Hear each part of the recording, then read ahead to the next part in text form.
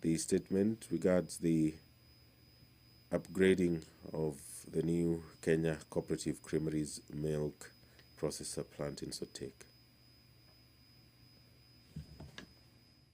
Honorable members, let us pray. Almighty God, who in your wisdom and goodness have appointed the officers of leaders and parliaments for the welfare of society and the just government of the people, we beseech you to behold with your abundant favor as your servants whom you have been pleased to call to the performance of important trust in this republic. Let your blessings descend upon us here assembled, and grant that we treat and consider all matters that shall come under our deliberation in so just and faithful a manner as to promote your honor and glory, and to advance the peace, prosperity, and welfare of our country and of those whose interest you have committed to our charge. Amen.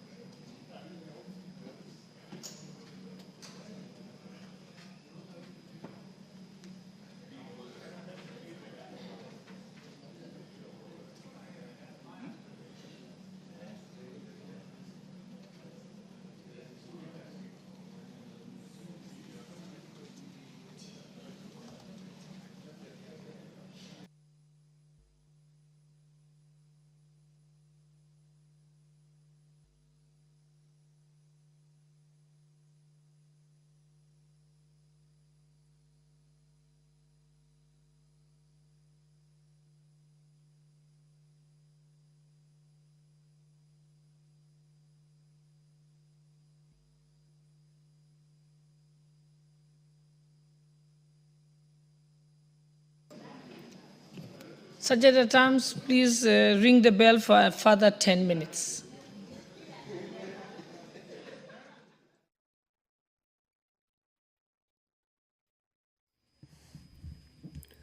If you're just joining us, you're watching live pictures from the National Assembly chambers on this 30th day of April 2025.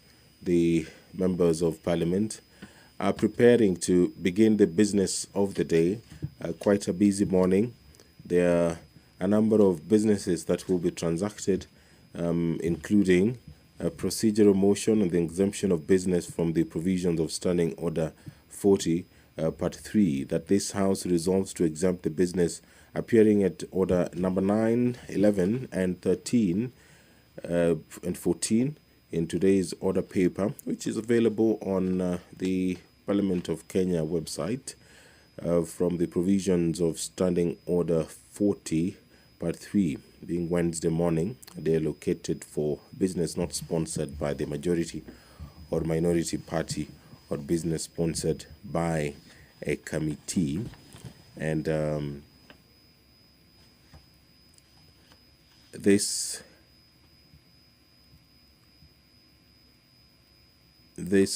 businesses include a motion on the report of the Committee of the Whole House on the Social Protection Bill, National Assembly Bill number 12 of 2025, and the question will be put.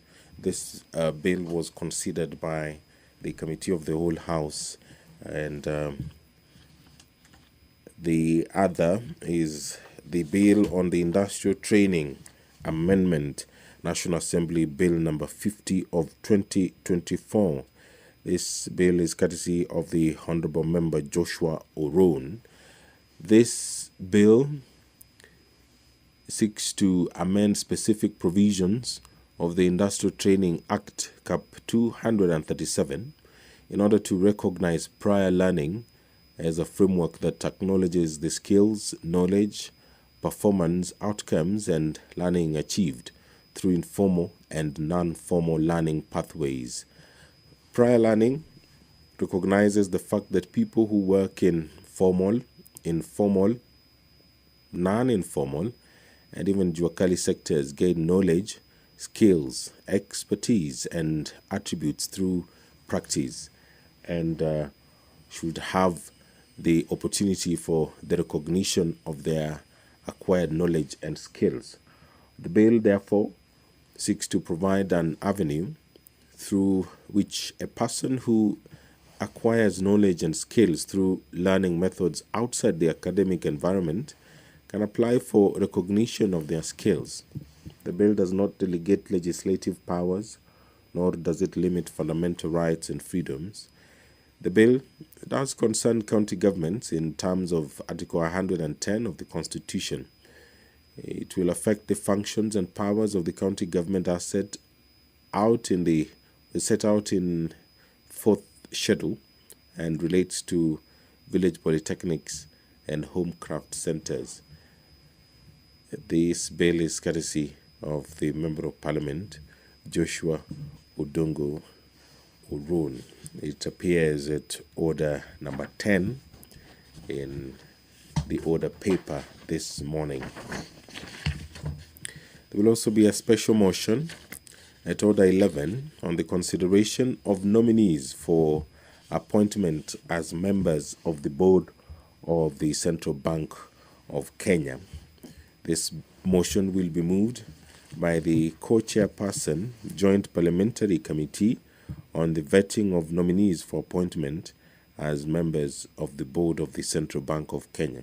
That taking into consideration the findings of the Joint Committee of the National Assembly Departmental Committee on Finance and National Planning and the Senate Standing Committee on Finance and Budget on the approval hearing of nominees for appointment as members of the Board of Central Bank of Kenya, laid on the table of the House on Tuesday, 29th of April 2025, and pursuant to Section 11, subsection 2 of the Central Bank of Kenya Act Cap 491, this House approves the appointment of the following nominees as members of the Board of Central Bank of Kenya.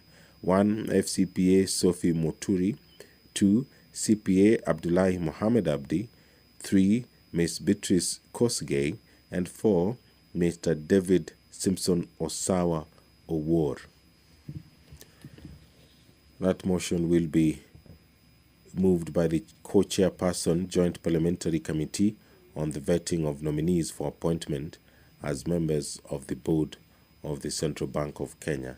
And thereafter, the Committee of the whole House will convene and they will be considering various amendments to the Assisted Reproductive Technology Bill, National Assembly Bill number 61 of 2022. This bill is courtesy of the Honorable Member, Mili Odhiambo Mabona. And at order 13 is a motion that will be moved by the Chairperson, Departmental Committee on Blue Economy, Water and Irrigation. The motion regards the ratification of the agreement on fisheries subsidies. At order 14 is another motion. This one is by the Chairperson, Departmental Committee on Defense, Intelligence and Foreign Relations. The motion is on the ratification of the treaty establishing the Intergovernmental Authority on Development.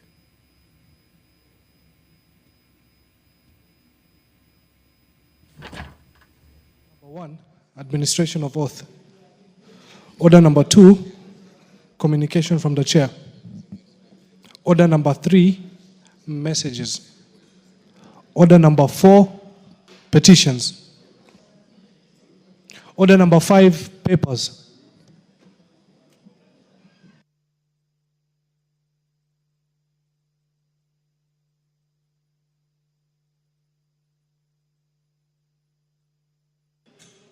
Majority Leader, are there papers from the Majority Leader?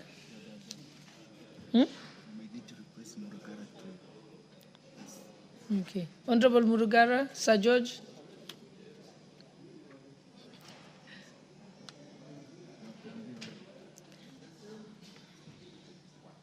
Honorable Murugara, are you tabling the papers on behalf of the Majority Leader? No, madam. Where are they? If they were here, I would table them.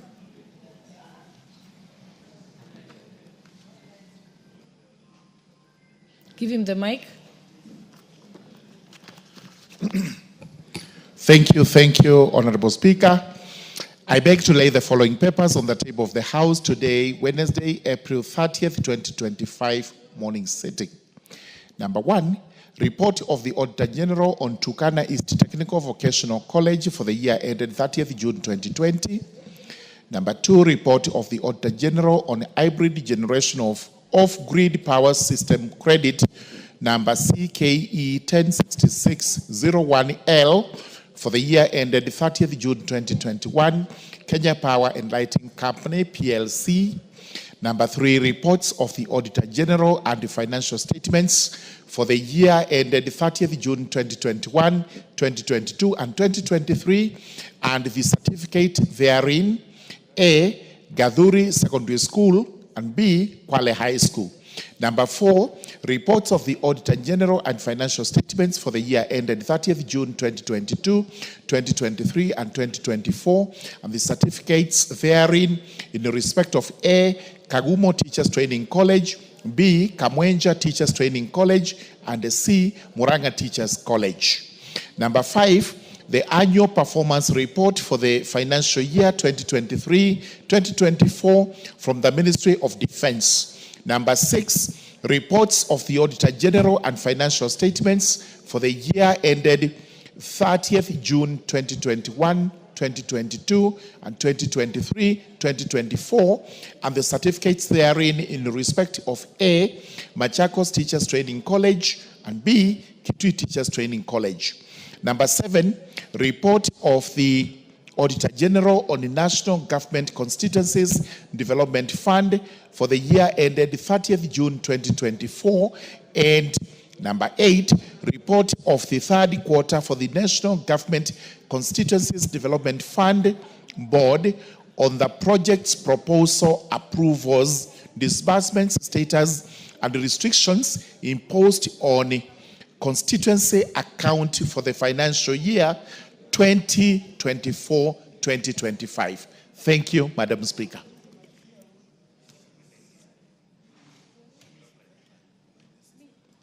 Thank you, Honorable Murugara. On behalf of the Majority Leader, we can now move to the next.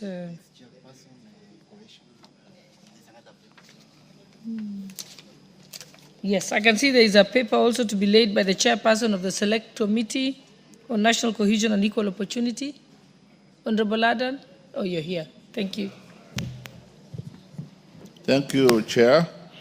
I beg to lay the following paper on the table of the House today, Wednesday, the 30th April 2025, the report of the Select Committee on National Cohesion and Equal Opportunity on Employment Diversity, the third report.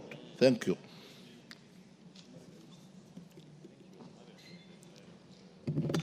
Thank you. Next order. Order number 6, notices of motion.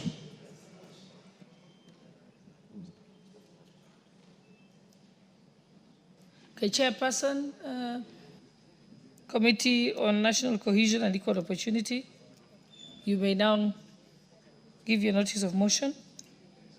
Honourable Speaker, I beg to give notice of the following motion that the House adopts the third report of the Select Committee of National Cohesion and Equal Opportunity on employment diversity audit in public institutions laid on the table of the House on Wednesday, the 30th April 2025. Thank you.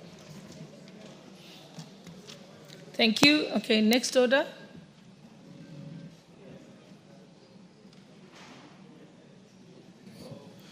Order number 7, questions and statements. Honorable members, with your permission, allow me to reorder the order paper. So before we go to order number 7, I would like to reorder the order paper, and I would like us to go to order number 8, 9, and 10, and then we'll come back to order number 7. So you can read out order number 8. Order number 8, procedural motion, exemption of business from the provisions of Standing Order 43.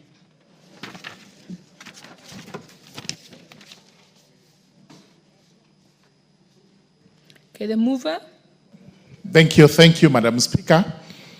Madam Speaker, I beg to move that this House resolves to exempt the business appearing as order number 9, 11, 13, and 14 in today's order paper from the provisions of Standing Order 43, being a Wednesday morning, a day allocated for business not sponsored by the majority or minority party or business sponsored by a committee.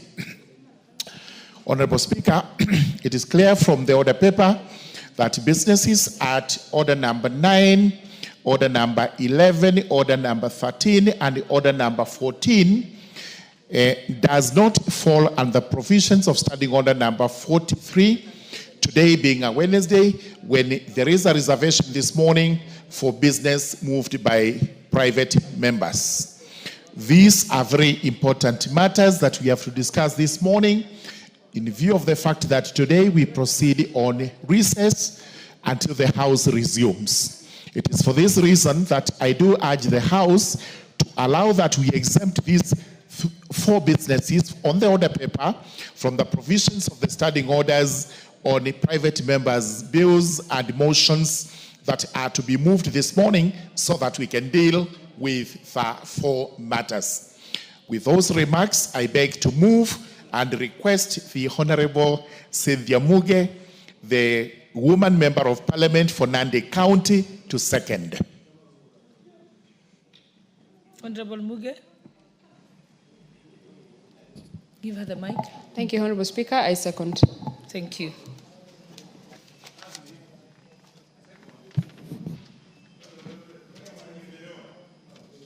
Honorable members, I now propose the question that this House resolves to exempt the business appearing as orders number 9, 11, 13, and 14 in today's order paper from the provisions of Order 40, Subclause 3, being a Wednesday morning, a day allocated for the business not sponsored by the majority or minority party or business sponsored by a committee.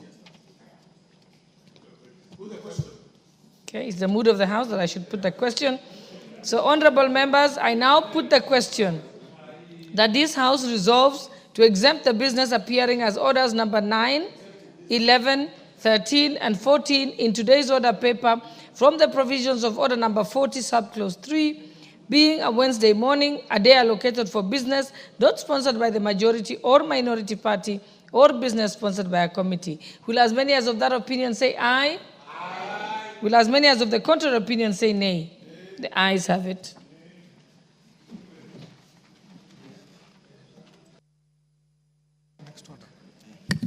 Order number 9, motion, report of the Committee of the Whole House on the Social Protection Bill, National Assembly Bill number 12 of 2025. Question to be put in third reading.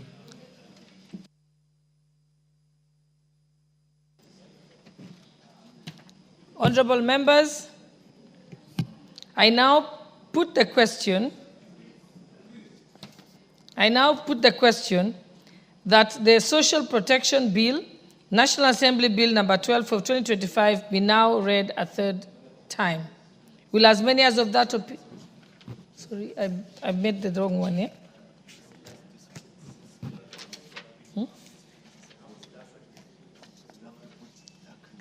Honorable members, I now put the question that this House do agree with the report of the Committee of the Whole House on its consideration of the Social Protection Bill, National Assembly Bill number 12 of 2025. Will as many as of that opinion say aye? Aye. Will as many as of the contrary opinion say nay? The ayes have it. The mover of the bill, Honorable Osoro.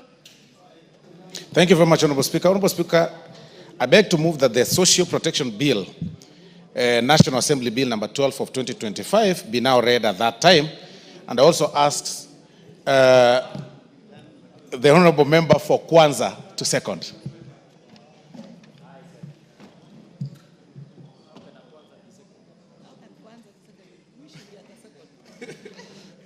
Madam Speaker, Give him the mic. Okay. Madam Speaker, I second.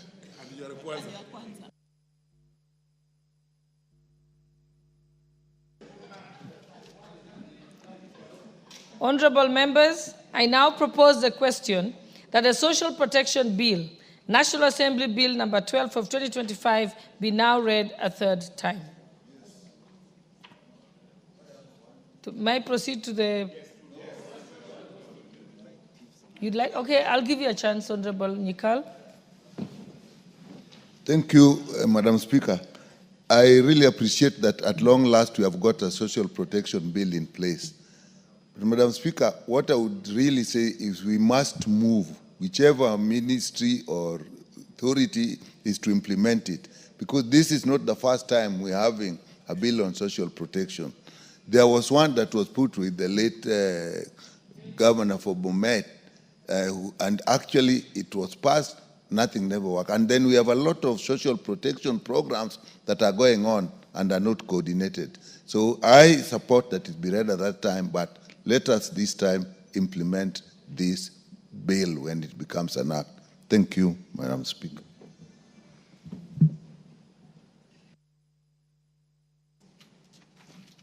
Honorable members, may I now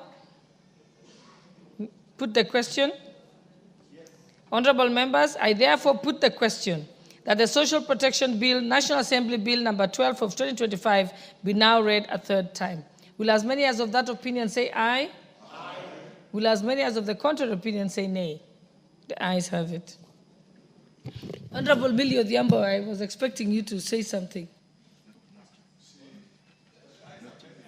No, the ayes have it, but I think I'll just give her a chance because I know she's been very passionate about this. Thank you, Madam Speaker, for indulging me on this issue.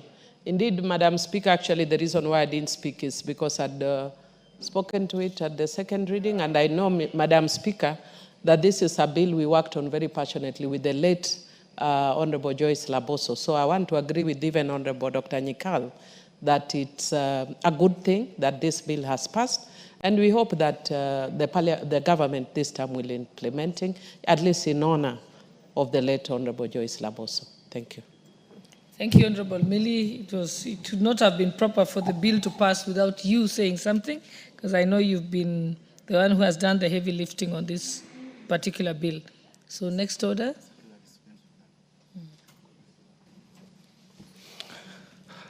A bill for an act of parliament to provide a framework for the administration of non-contributory social protection interventions to establish the National Board for Social Protection and for connected purposes. Order number 10, the Industrial Training Amendment Bill, National Assembly Bill number 50 of 2024, first reading.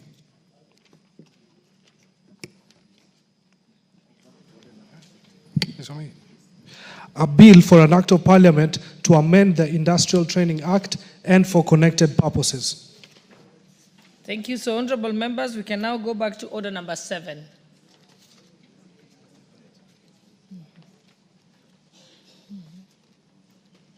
We can go to order number 7.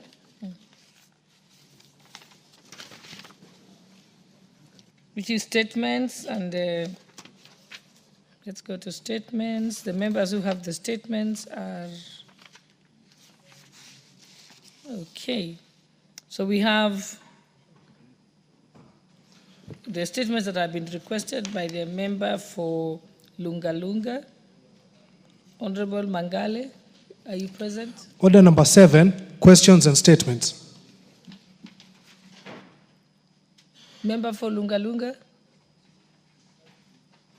Okay, the member is not present, so we shall proceed to the next one.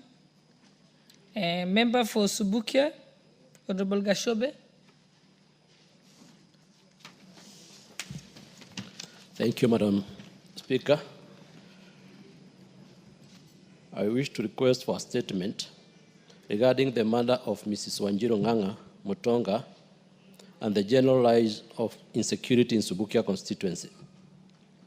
Honorable Speaker, pursuant to Standing Order 44.2c, I rise to request a statement from the chairperson of the Departmental Committee on Administration and Internal Security regarding the murder of Mrs. Wanjiru Ng'ang'a alias Shilo and the general rise of insecurity in Subukia constituency.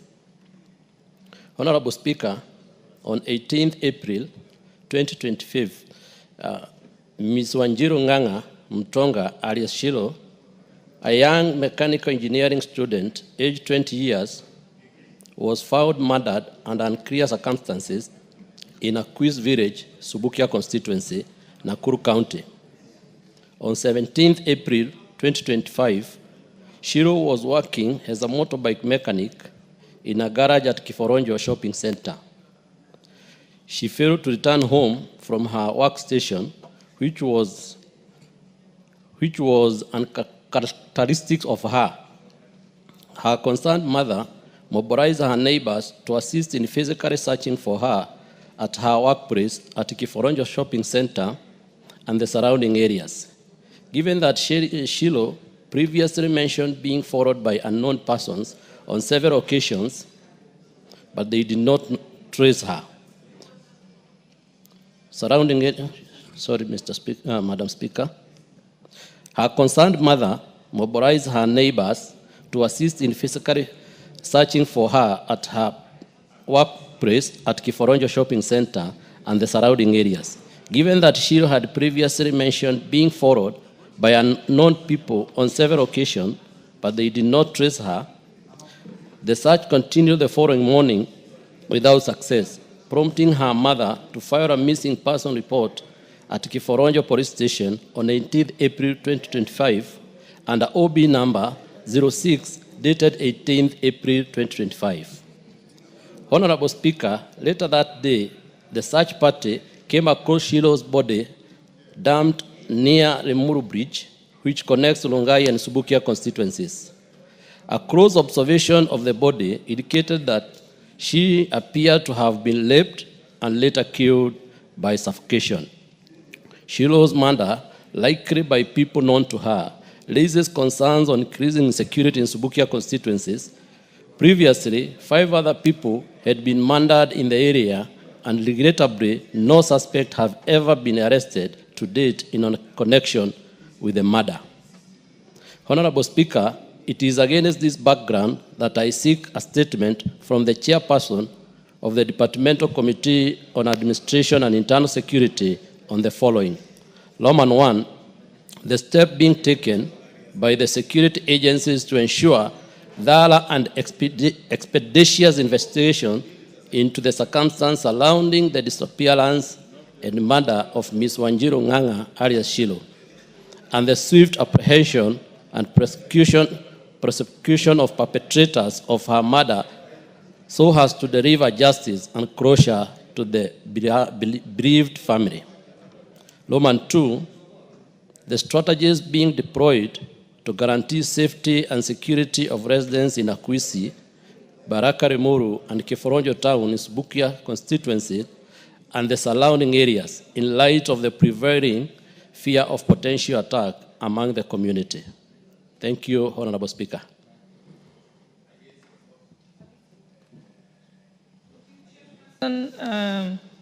Committee on Administration and Internal Security. Boltongoya is not here.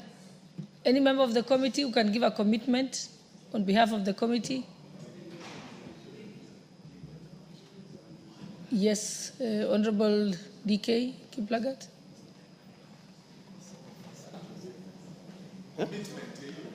We need a commitment. Let majority whip can give the commitment, and I'll get to yours, Honorable Kiplagat. Much obliged, Honorable Speaker. You are all aware that we are proceeding for recess for a month.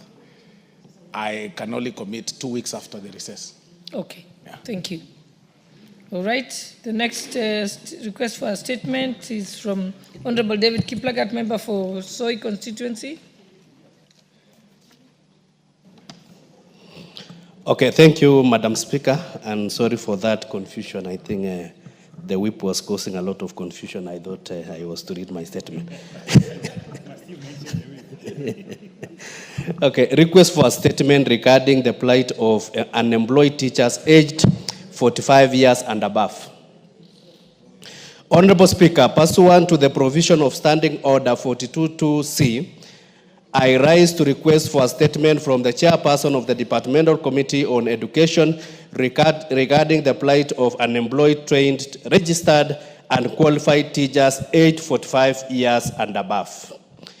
Honorable Speaker, in 2019, the Employment and Labor Relations Court ruled that the age cap of 45 years imposed by Teacher Service Commission TSC for the recruitment of teachers was unconstitutional, discriminatory, as it violated the right to non-discrimination and denied deserving teachers the opportunity to serve for the remaining years until the retirement age of 60. The court ordered TSC to employ teachers above 45 years without age limitation. Honorable Speaker, despite the 2019 court ruling, many trained, registered, and qualified teachers aged 45 years and above continue to be discriminated against in recruitment. This group of teachers have been continuously applying for jobs, meeting all the recruitment requirements, but are still overlooked in hiring process.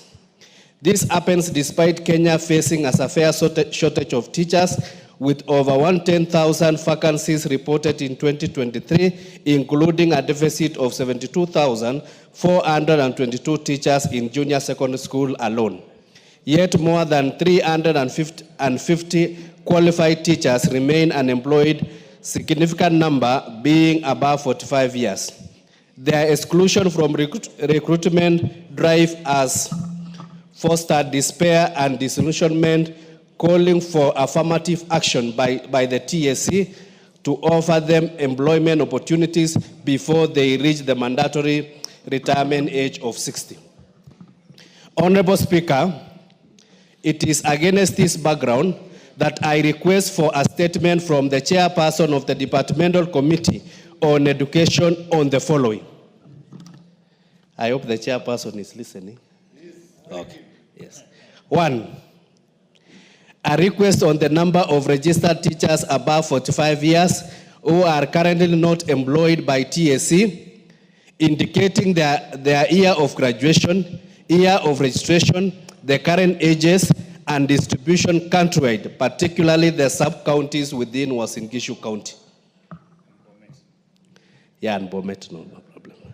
2, a report on the number of teachers aged 45 years that were absorbed by TSC in the recent recruitment, specifying their distribution, particularly in Uasin Gishu County. 3, efforts being made to implement affirmative action to address the plight of teachers aged above 45 years. And lastly, plans being put in place by the TSC to adjust the current recruitment framework with the aim of discouraging prolonged delays in employment and late entry into the profession. I thank you, Honorable Speaker.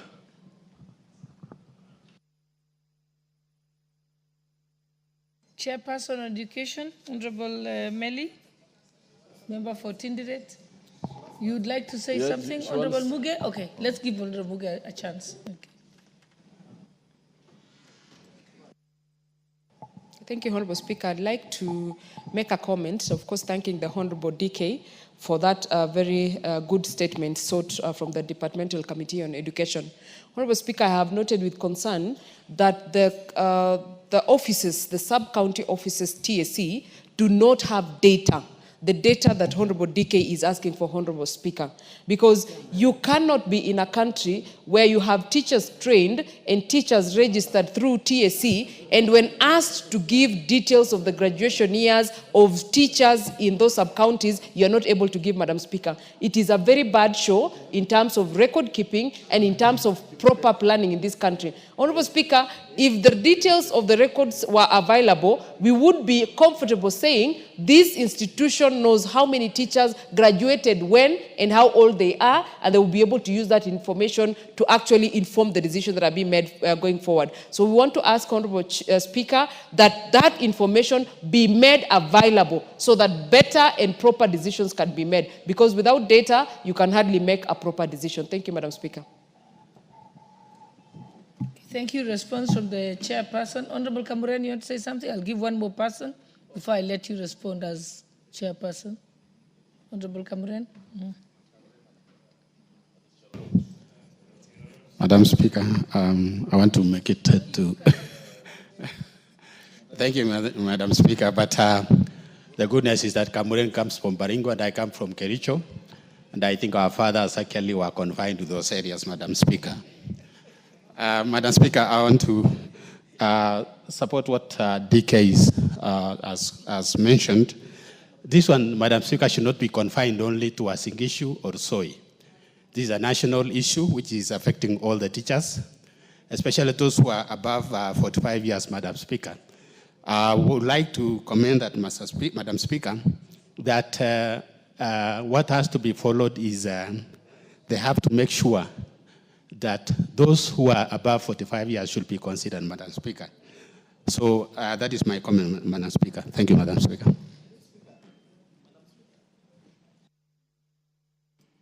You want to have a second go, Honorable DK? It's okay, I'll just exercise my discretion and allow him. Yes, Honorable DK? Honorable Speaker, I think Mheshimiwa Cherot has made something in passing. This statement is for the whole country.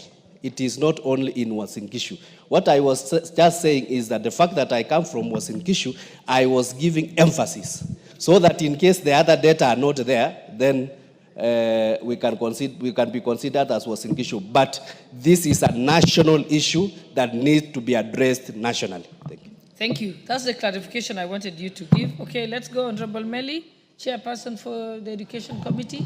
Thank you, Madam Speaker. I want to thank the Honorable Member for raising this issue. This issue has been said a lot and several times by the Committee of Education, noting that a number of teachers, especially the under 45-year rule, have actually failed to be employed just because of that. And about, I think 3 years ago, the committee met and discussed the issue, and we made it clear that the teacher needs to be employed as much as, even if it is 2 years to retirement, he should be employed.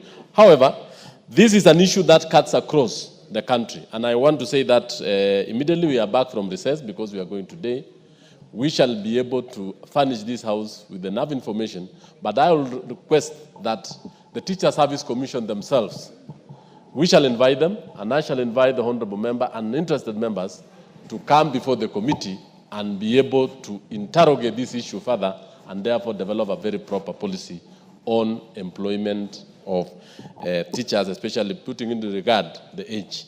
Thank you, Honorable Speaker. Thank you. We can move to the next statement. That's the one by the Honorable Tom Boyer, member for Nyatike. Are you present? I'm here. Okay, give him the mic. Thank you, Honorable Speaker. Allow me to request for a statement regarding the state of the infrastructure of Kenya Power in Nyatike constituency. Honorable Speaker, pursuant to the provisions of Standing Order 44-2C, I wish to request for a statement from the Chairperson of the Departmental Committee on Energy regarding the state of the infrastructure of Kenya Power within Nyatike constituency and its impact on power supply in the area. Honorable Speaker, the electricity transmission and distribution infrastructure in Nyatike is currently in a state of disrepair. Across all the 7 wards of the constituency, residents of Nyatike have raised serious concerns regarding exposed, surging, and fallen power lines, dilapidated poles, and malfunctioning transformers. These unsafe installations have caused multiple injuries to residents, especially during the rainy season, when the risk of electrocution becomes even higher. On Tuesday, 22nd April 2025, Mr. William Onyango was electrocuted by a fallen electricity wire, sustaining serious injuries, and is currently recuperating in a hospital. Sadly, this is not an isolated incident. There are multiple cases of people being injured due to unsafe power lines and other faulty installations in the constituency. Additionally, Nyatike has been facing frequent and prolonged power outages, causing significant disruption to both social and economic activities in the area. The impact of these outages is far-reaching, with businesses reporting substantial financial losses due to the inability to operate consistently. Critical operations in hostels are at risk due to absence or failure of power backups.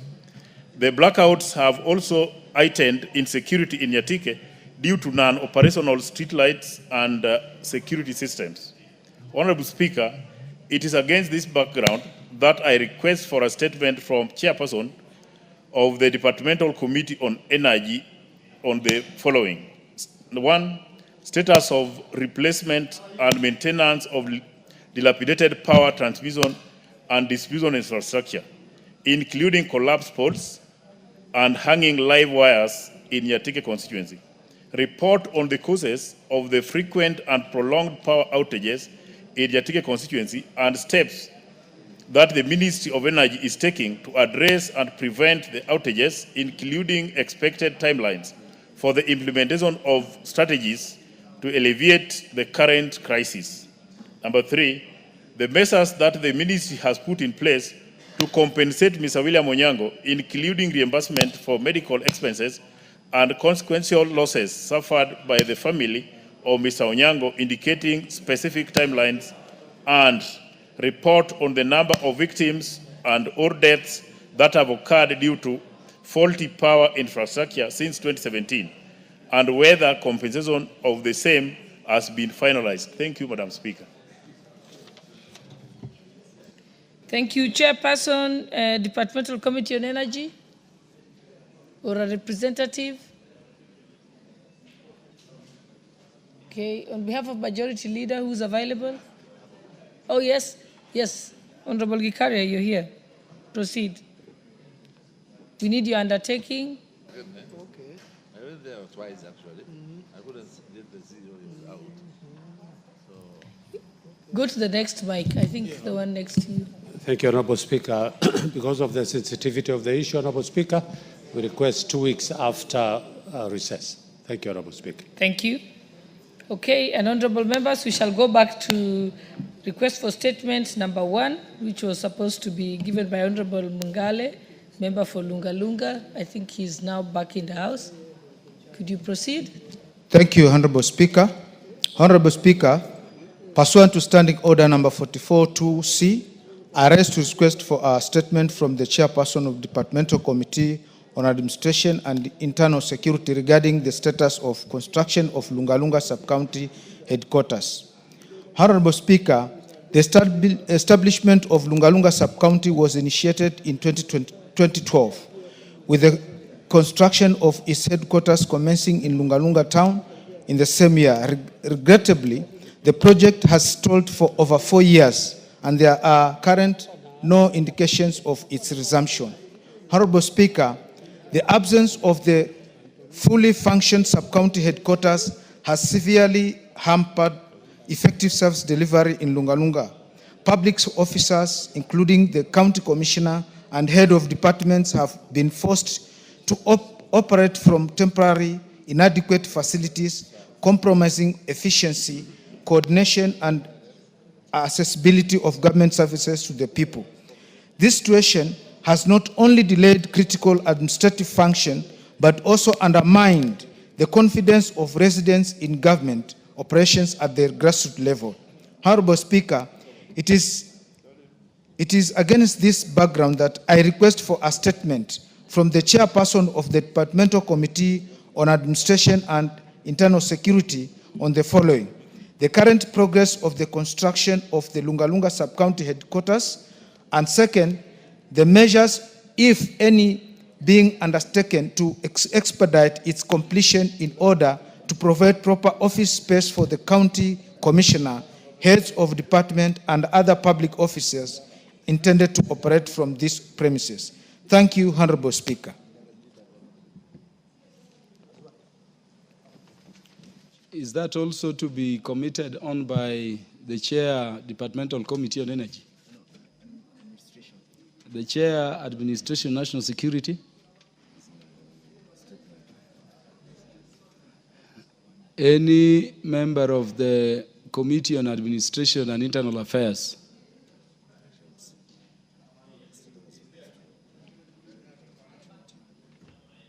Yes, address the matter on behalf of the committee.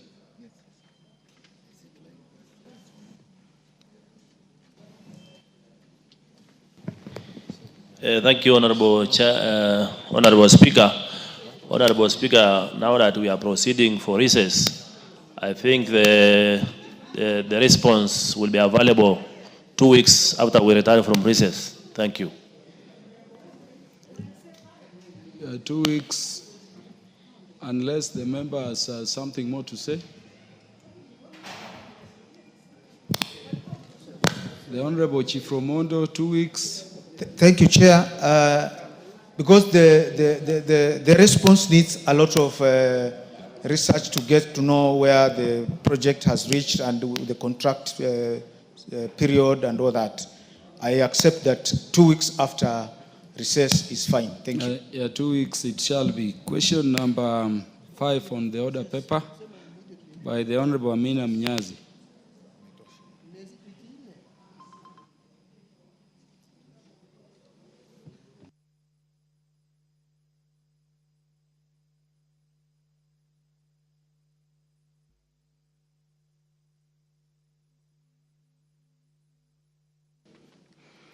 The question number 5 on the list for statements is deferred until the member comes to the House or to the future. Question number 6, the question by Honorable Joseph Tunoi.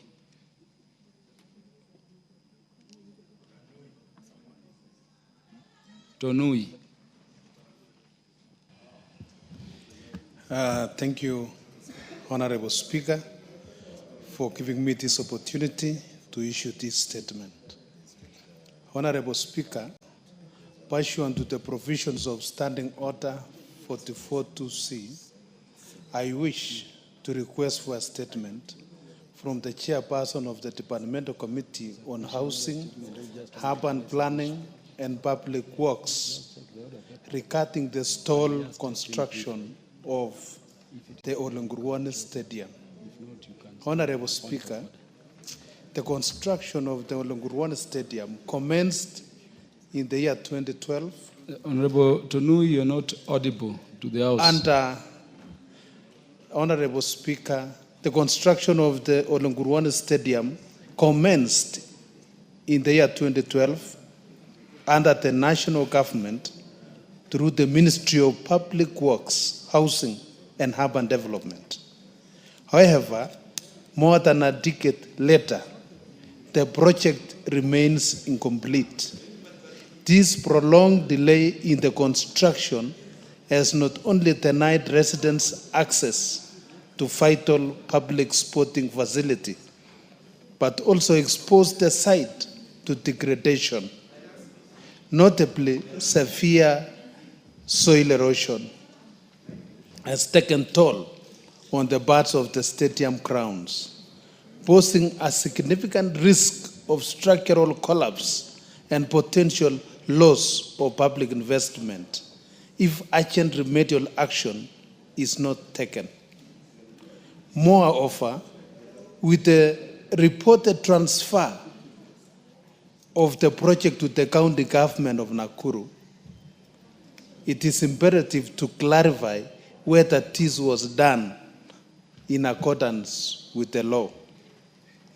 Honorable Speaker, it is against this background that I request for a statement from the Chairperson of the Departmental Committee on Housing, Urban Planning and Public Works on the following.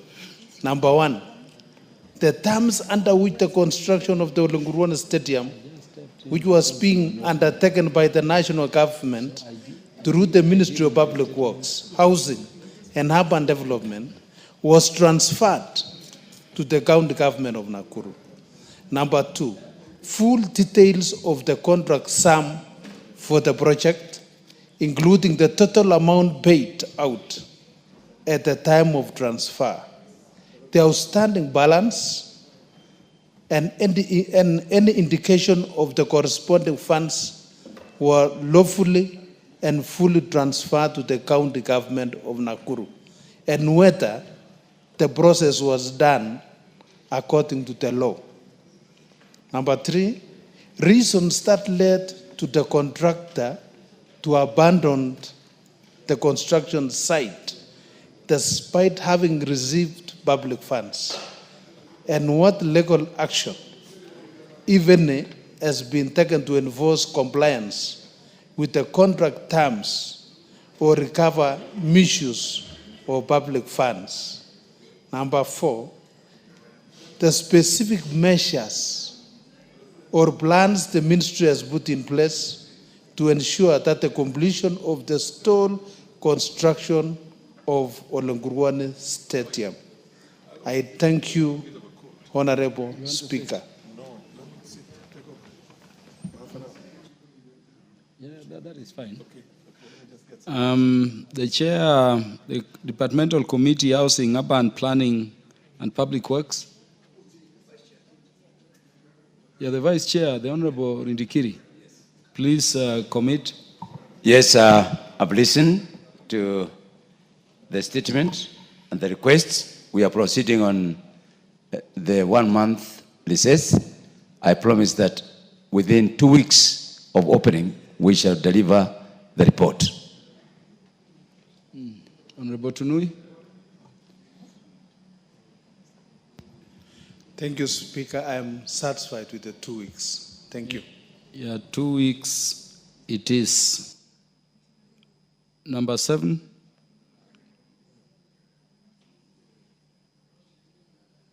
Question number 7, the question by Honorable Cynthia Muge, MP. Thank you, Honorable Speaker. Pursuant to the provisions of Standing Order 44-2C, I rise to request for a statement from the Chairperson, Departmental Committee on Labor regarding the welfare of Kenyans working in the Middle East.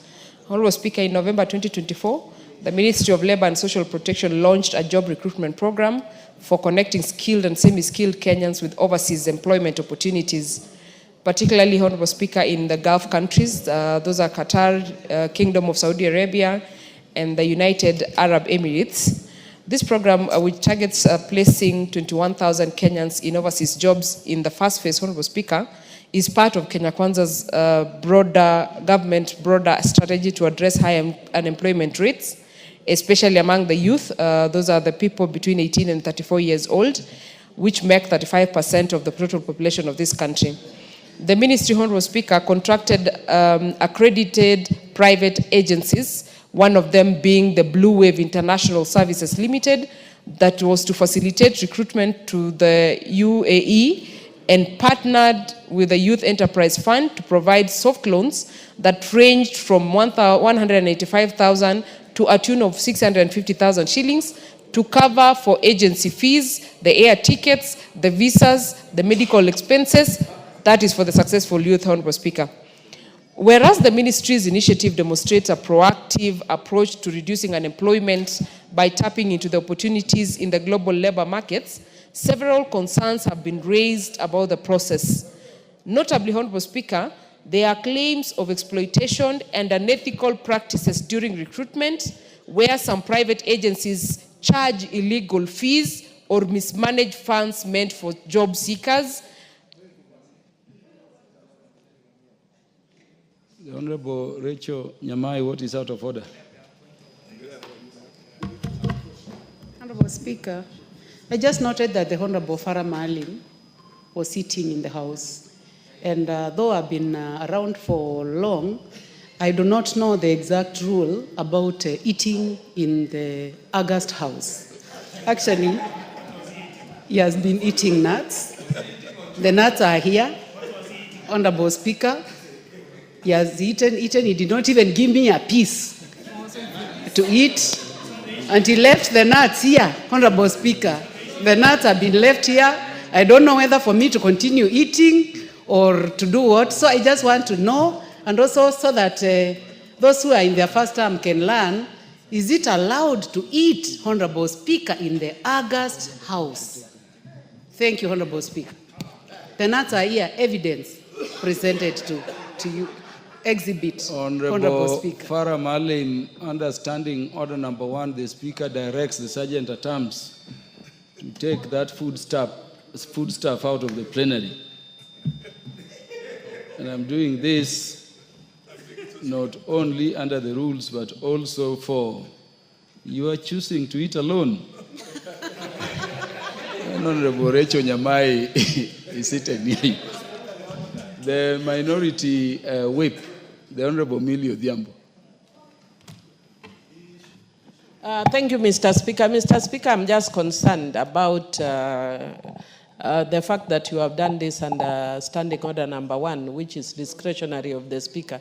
How sure are we that you are not yourself going to partake of the nuts as the Speaker?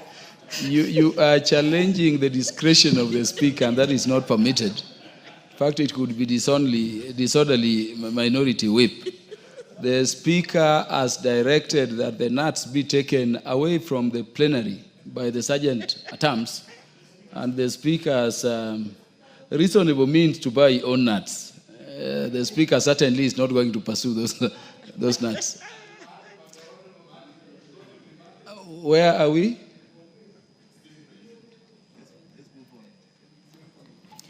Honorable Speaker, yes, Honorable Cynthia Muge, proceed. Thank you, Honorable Speaker. I'll pick up from my second point, where the Honorable Speaker, whereas the ministry's initiative demonstrates a proactive approach to reducing unemployment by tapping into the opportunities in the global labor markets, several concerns have been raised about the process.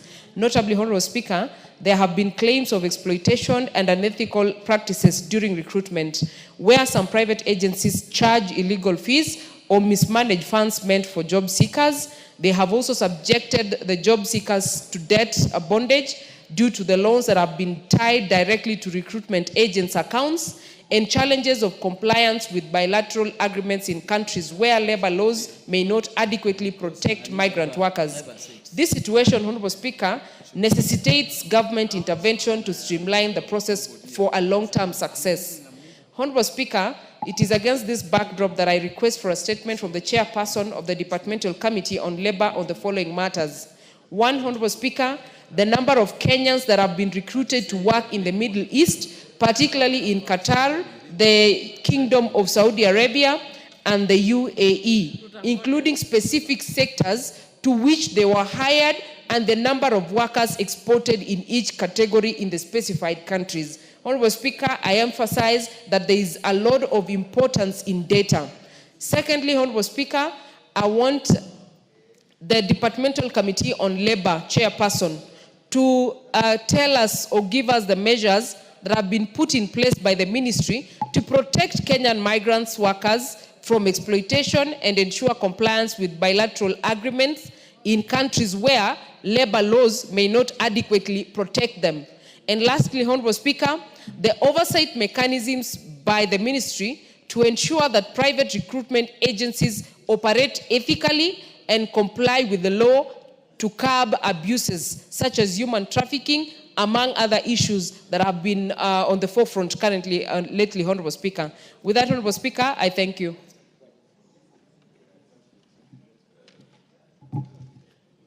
The Chair of the Labour Committee. Yes. Are you responding on behalf of the Chair, or you have? No, I'm commenting. You have a comments before the Chair takes. Okay, the floor. Thank you, Honorable Speaker. Honorable Speaker, I want to say the statement by Honorable Cynthia is of paramount importance in this House. Honorable Speaker, bearing in mind that export of labor from this country is one of the key pillars that we are working under, so that we can have our young people working outside our country.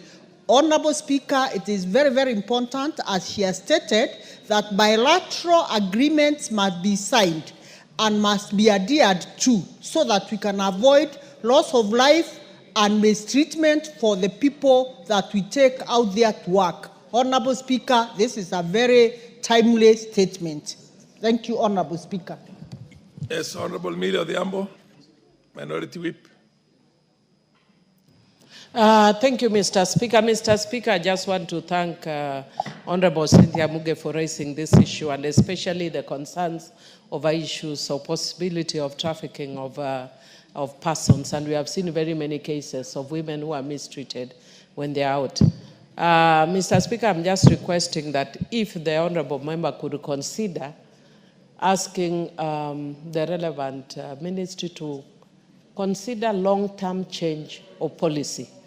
Many countries with the migrant workers are working towards employment opportunities at home. If you go to the Philippines, everybody who wants to get elected gets one, their agenda is how to see their own people back home. They are moving away from sending their people home, away from home, but we are doing a deliberate policy to send people away from home. Can we consider, is it something that you can consider as a policy if it could be raised, of creating jobs at home, however humble they are? Thank you.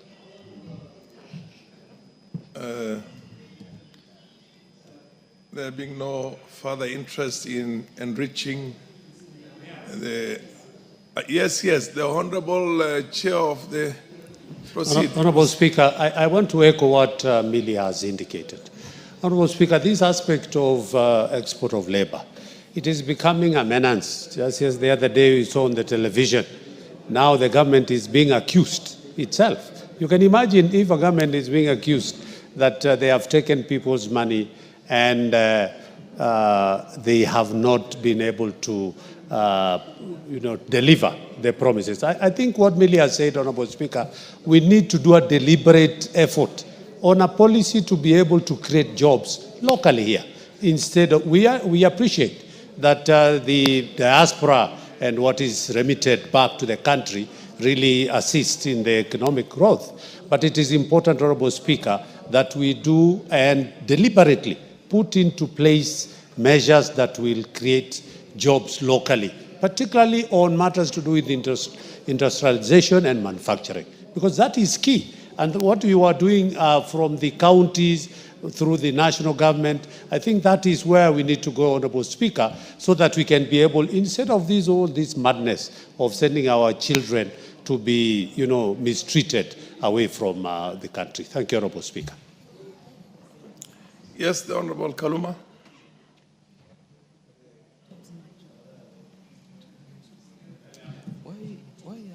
Can you give Honorable Kaluma the mic? I thank you very much, Honorable Speaker. Honorable Speaker, I'm just from a meeting by IMF and World Bank where it was confirmed that by 2035, barely 10 years from now, we'll be having a population surge of 1.2 billion young people seeking opportunities for jobs. In the globe. Across the globe. And the numbers are even bigger in developing countries. I know Kenya is listed as a middle income economy, Honorable Speaker. And I'm emphasizing this because I saw the President mention somewhere in China that unlike other East African community nations, Kenya is a middle income economy. The others still remain listed as least developed countries, and then the media was running around saying that is undermining the other states. That, of course, is the fact, and Kenya is at a disadvantage because of that categorization as a middle-income state, as the President explained. But, Honorable Speaker, the consequence is that we may not have sufficient engagement or job opportunities for our young people. And this would necessitate that where our young population is surging, they will be seeking opportunities in states where the older population are the majority.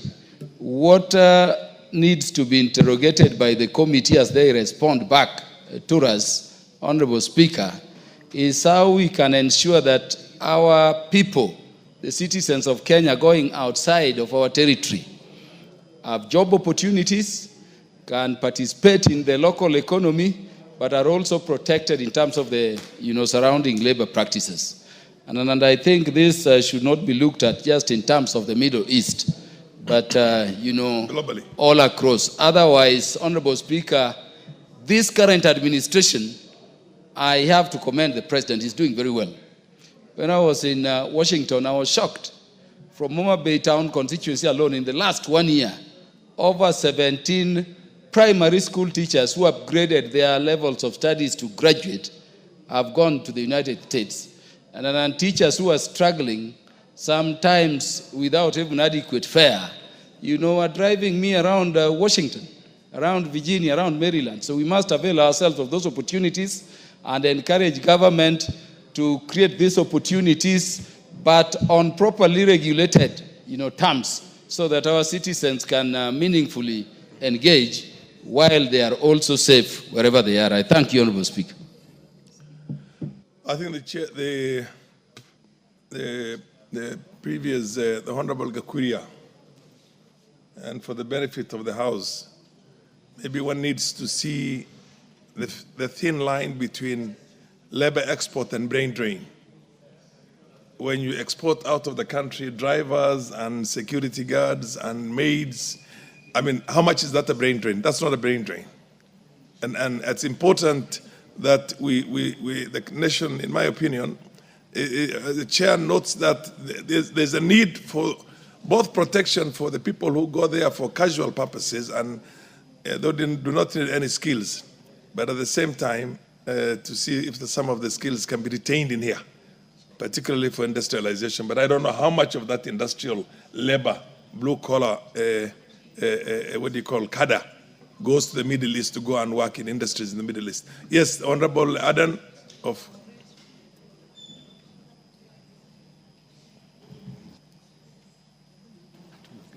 Can you give the mic to Honorable Adan? Okay, thank you, Honorable Speaker, for giving me this opportunity.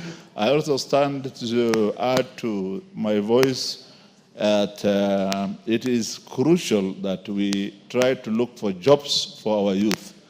Currently, the number of youth out of school, those who finished universities with certificates, those who finished other lower cadre colleges with diplomas, those who dropped out of school at maybe primary and secondary school level, who are in every household in this country, is seriously alarming.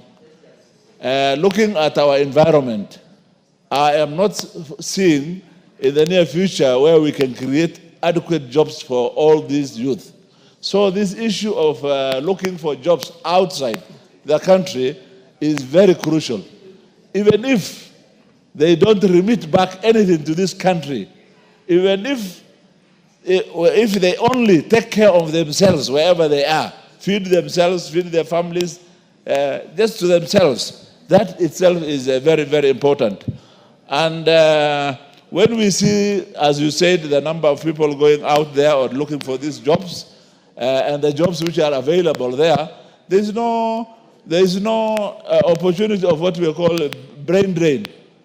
We already have too many brains in this country to fit into the economy of this country. So even if we send to other countries a few of those very highly skilled people out there, we still have many more in the country who can satisfy the market within the country. And therefore, much as it is very important Honorable Adan, this is now a debate.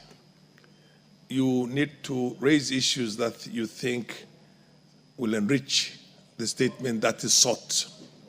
Don't debate the matter. Madam Muge has asked for a statement.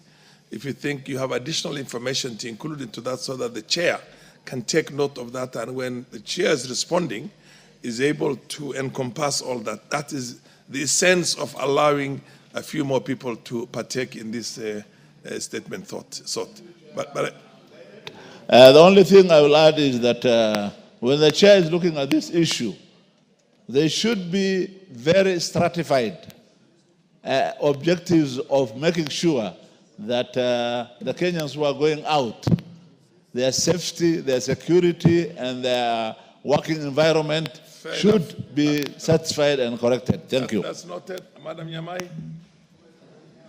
you have something to add to? Yes. Yes. Thank you very much, Honorable Speaker. I would like to add my voice to this matter that has been raised by the Honorable Cynthia Muge, which is extremely important, Honorable Speaker. And the biggest concern, Mr. Speaker, is our children, the children that we are seeing out there, or our young people out there who are suffering in the Middle East. And I think what I would encourage the committee to do is to encourage the Ministry of Labor to get more involved, especially with the private agencies. Because I think that is where the problem is. They must be regulated by government. I think this is something that the committee must look into. And also, try as much as possible to monitor them when they get there, evaluate the places where they go, and ensure that even the country is able to benefit from them through the remittances and also some form of giving back to the country through taxation. Although these days people seem not to like the word taxation, but I believe that we are producing more graduates than we can absorb.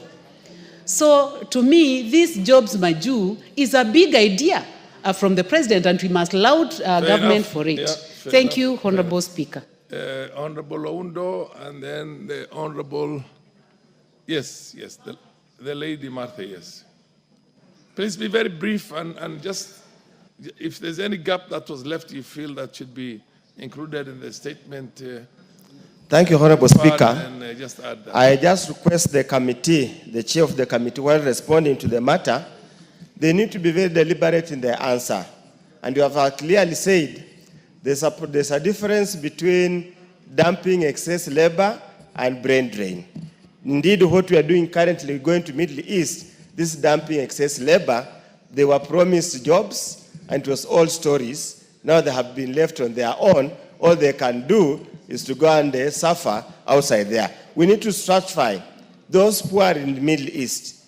What's the cadre of the jobs they are doing? Are they manual jobs? Are they intellectual stimulating jobs? What kind of jobs are they doing? So that we just don't simply pick all the hustlers that were promised jobs and they have been dumped, so they are being dumped in the Middle East. Thank you. Yes, the Honorable Martha? Yes, it's you. Who is that? I'm a little bit short-sighted. Thank you, Mr. Speaker. I think I want to support what everybody's saying here.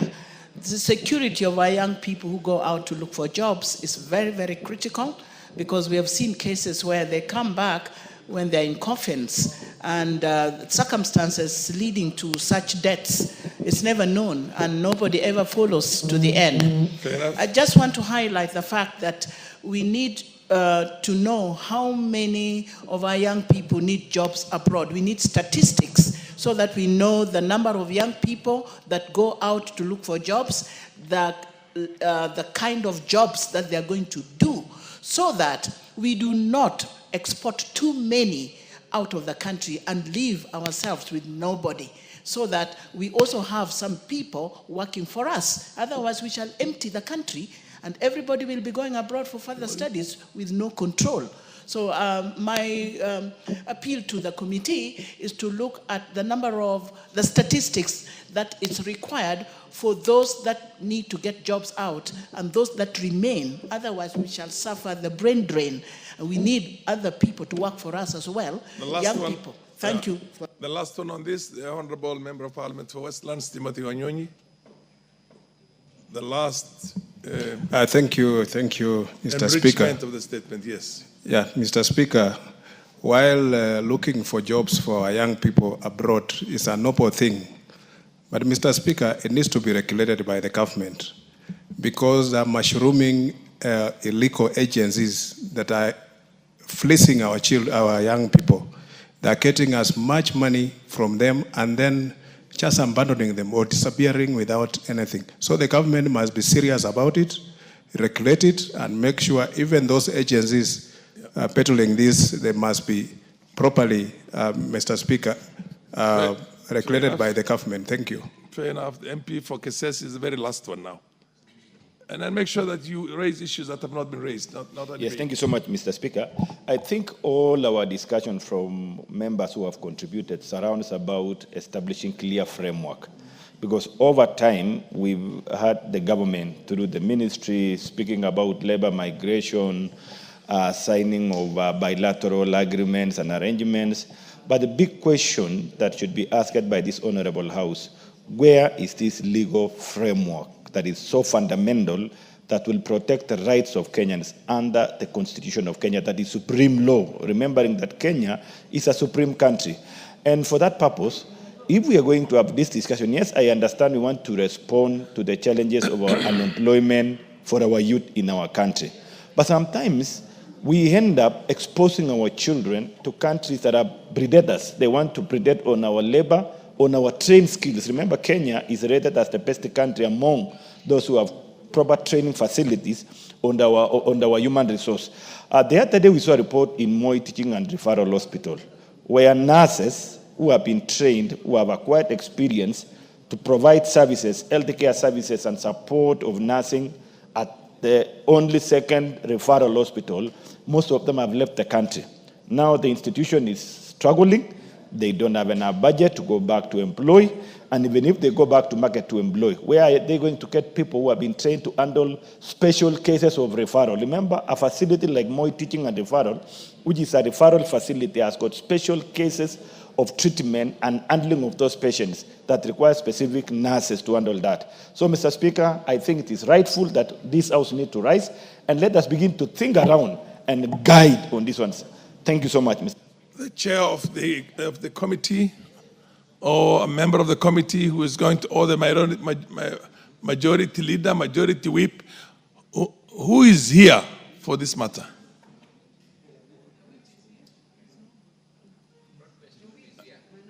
We don't have the majority leader, ML, the minority leader, the deputies.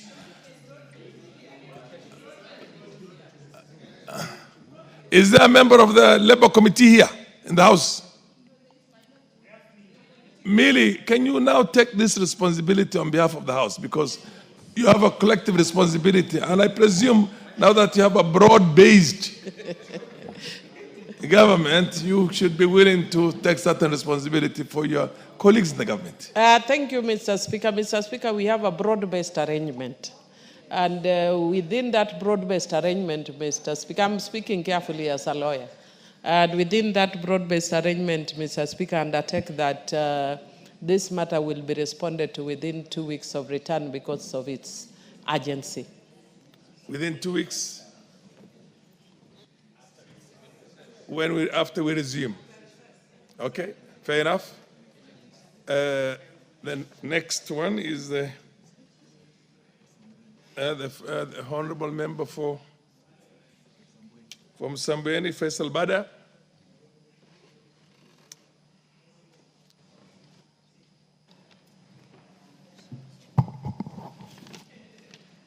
Asante.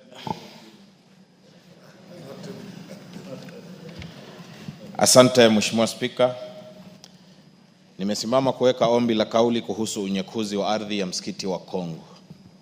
Mheshimiwa Spika, kwa mujibu wa kanuni za kudumu 44(2) cha nasimama kuomba kauli kutoka kwa mwenyekiti wa kamati ya kiidara ya ardhi kuhusiana na unyekuzi wa ardhi ya umma ya msikiti wa Kongo katika eneo bunge la Msambweni. Mheshimiwa Spika, msikiti wa Kongo una dhima ya kihistoria na kidini kwa kuwa ulijengwa katika karne ya 14 ya awali na Wajemi. Mheshimiwa Spika, Wajemi ni Persians. Msikiti huu ulitambuliwa kwa mara ya kwanza kama kumbukumbu la kitaifa na serikali ya kikoloni mnamo mwezi Juni mwaka wa 1927. Baada ya Kenya kupata uhuru, msikiti wa Kongo pamoja na ardhi inayoizunguka ulitangazwa rasmi kuwa kumbukumbu la kitaifa lililolindwa chini ya sheria. Hata hivyo, mnamo mwaka 1986 inadaiwa kwamba watu fulani walishirikiana na maafisa waandamizi wa serikali kutekeleza njama ya kumilikishwa ardhi hiyo kwa rais wa wakati huo, hayati Daniel Toroitich arap Moi, kwa njia ya udanganyifu na isiyo ya halali. Mnamo mwaka wa 2009 akiwa amestaafu, hayati Rais Moi alifahamishwa kuhusu umilikishaji huo usio halali na kwa hiari yake alirejesha hati miliki ya ardhi hiyo kwa msajili wa hati. Hatua hii ilipelekea kubatilishwa kwa hati miliki hiyo na kurejesha hali ya umiliki wa ardhi hiyo kuwa ya umma kama ilivyotambuliwa tangu mwaka wa 1927. Mheshimiwa Spika, kutokana na hatua hizo, serikali ilitenga ardhi hiyo kwa manufaa ya jamii ya Waislamu wanaoswali katika msikiti wa Kongo na kutoa hati mbili. Hati nambari 55034 kwa msikiti wa Kongo na hati nambari 55035 kwa kituo cha Kiislamu wa Kwale. Serikali iliteua katibu mtendaji katika Wizara ya Hazina ya Taifa kuwa mdhamini wa hati miliki za ardhi hiyo. Mnamo mwaka wa 2012, aliyekuwa waziri mkuu wakati huo, Mheshimiwa Raila Odinga maarufu Baba, alizikabidhi hati miliki hizo kwa jamii nufaika. Mheshimiwa Spika, mnamo mwezi Machi mwaka 2025, jamii hiyo ilishangaa kugundua kuwa kipande hicho cha ardhi kilikuwa kimetangazwa kuuzwa kwa bei ya shilingi bilioni 1,445,000.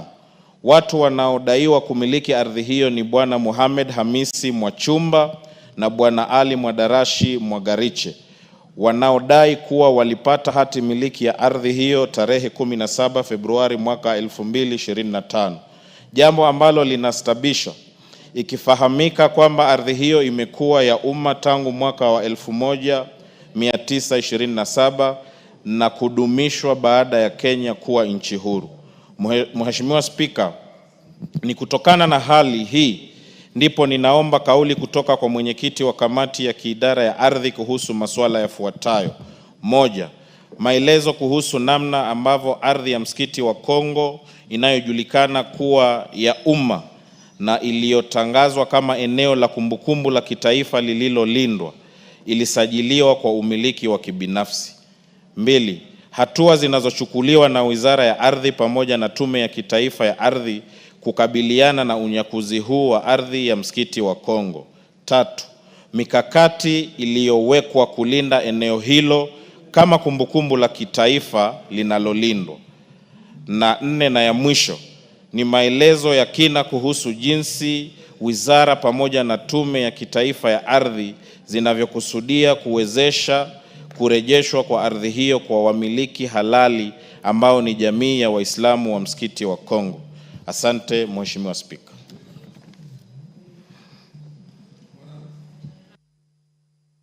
Kuna mheshimiwa wote kuchangia hiyo.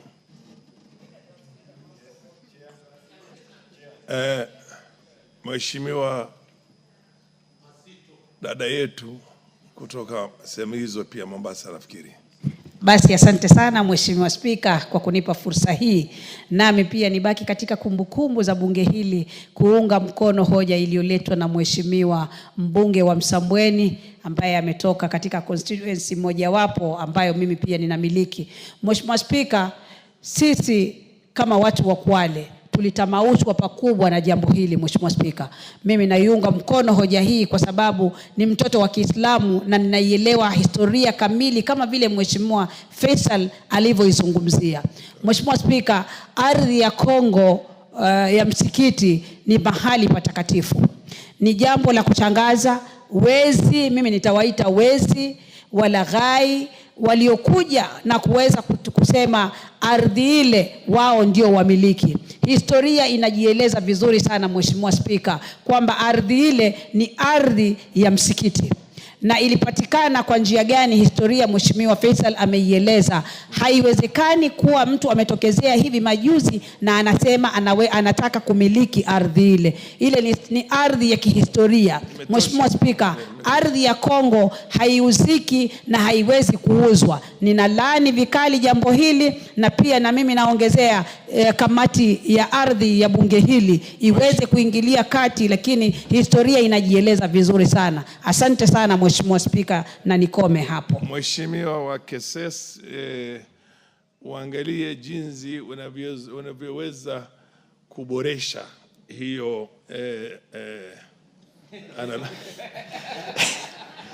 Mr. Speaker, unanipatia mtihani mkubwa sana. Endelea basi. Waje niongee kwa lugha ya Kimombo. Nitaongea kwa lugha ya Kimombo. Sasa. Asante. Thank you so much, Mr. Speaker. In any case, even if I want to respond word by word, be very sure that the Honorable Member Msambweni has already confused me.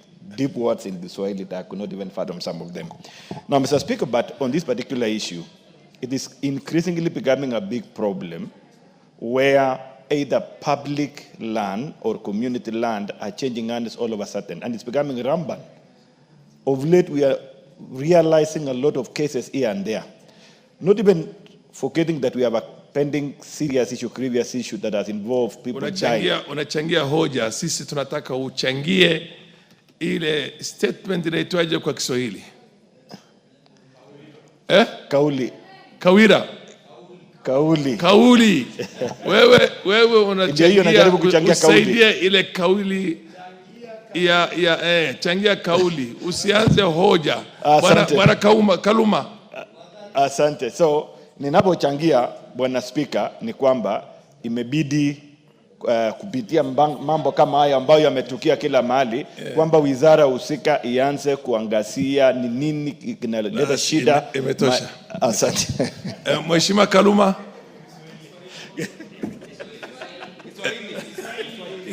Inaitwa nidhamu kwa Kiswahili, point of order. Sema Bwana Kaluma.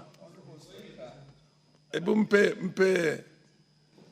Honorable Speaker, I'm standing under Article 27 of the Constitution, which speaks to the matter that nobody shall be discriminated based on any consideration, including language. Yeah. Honorable Speaker, the question being raised by Honorable Faisal Bade here is a very serious question.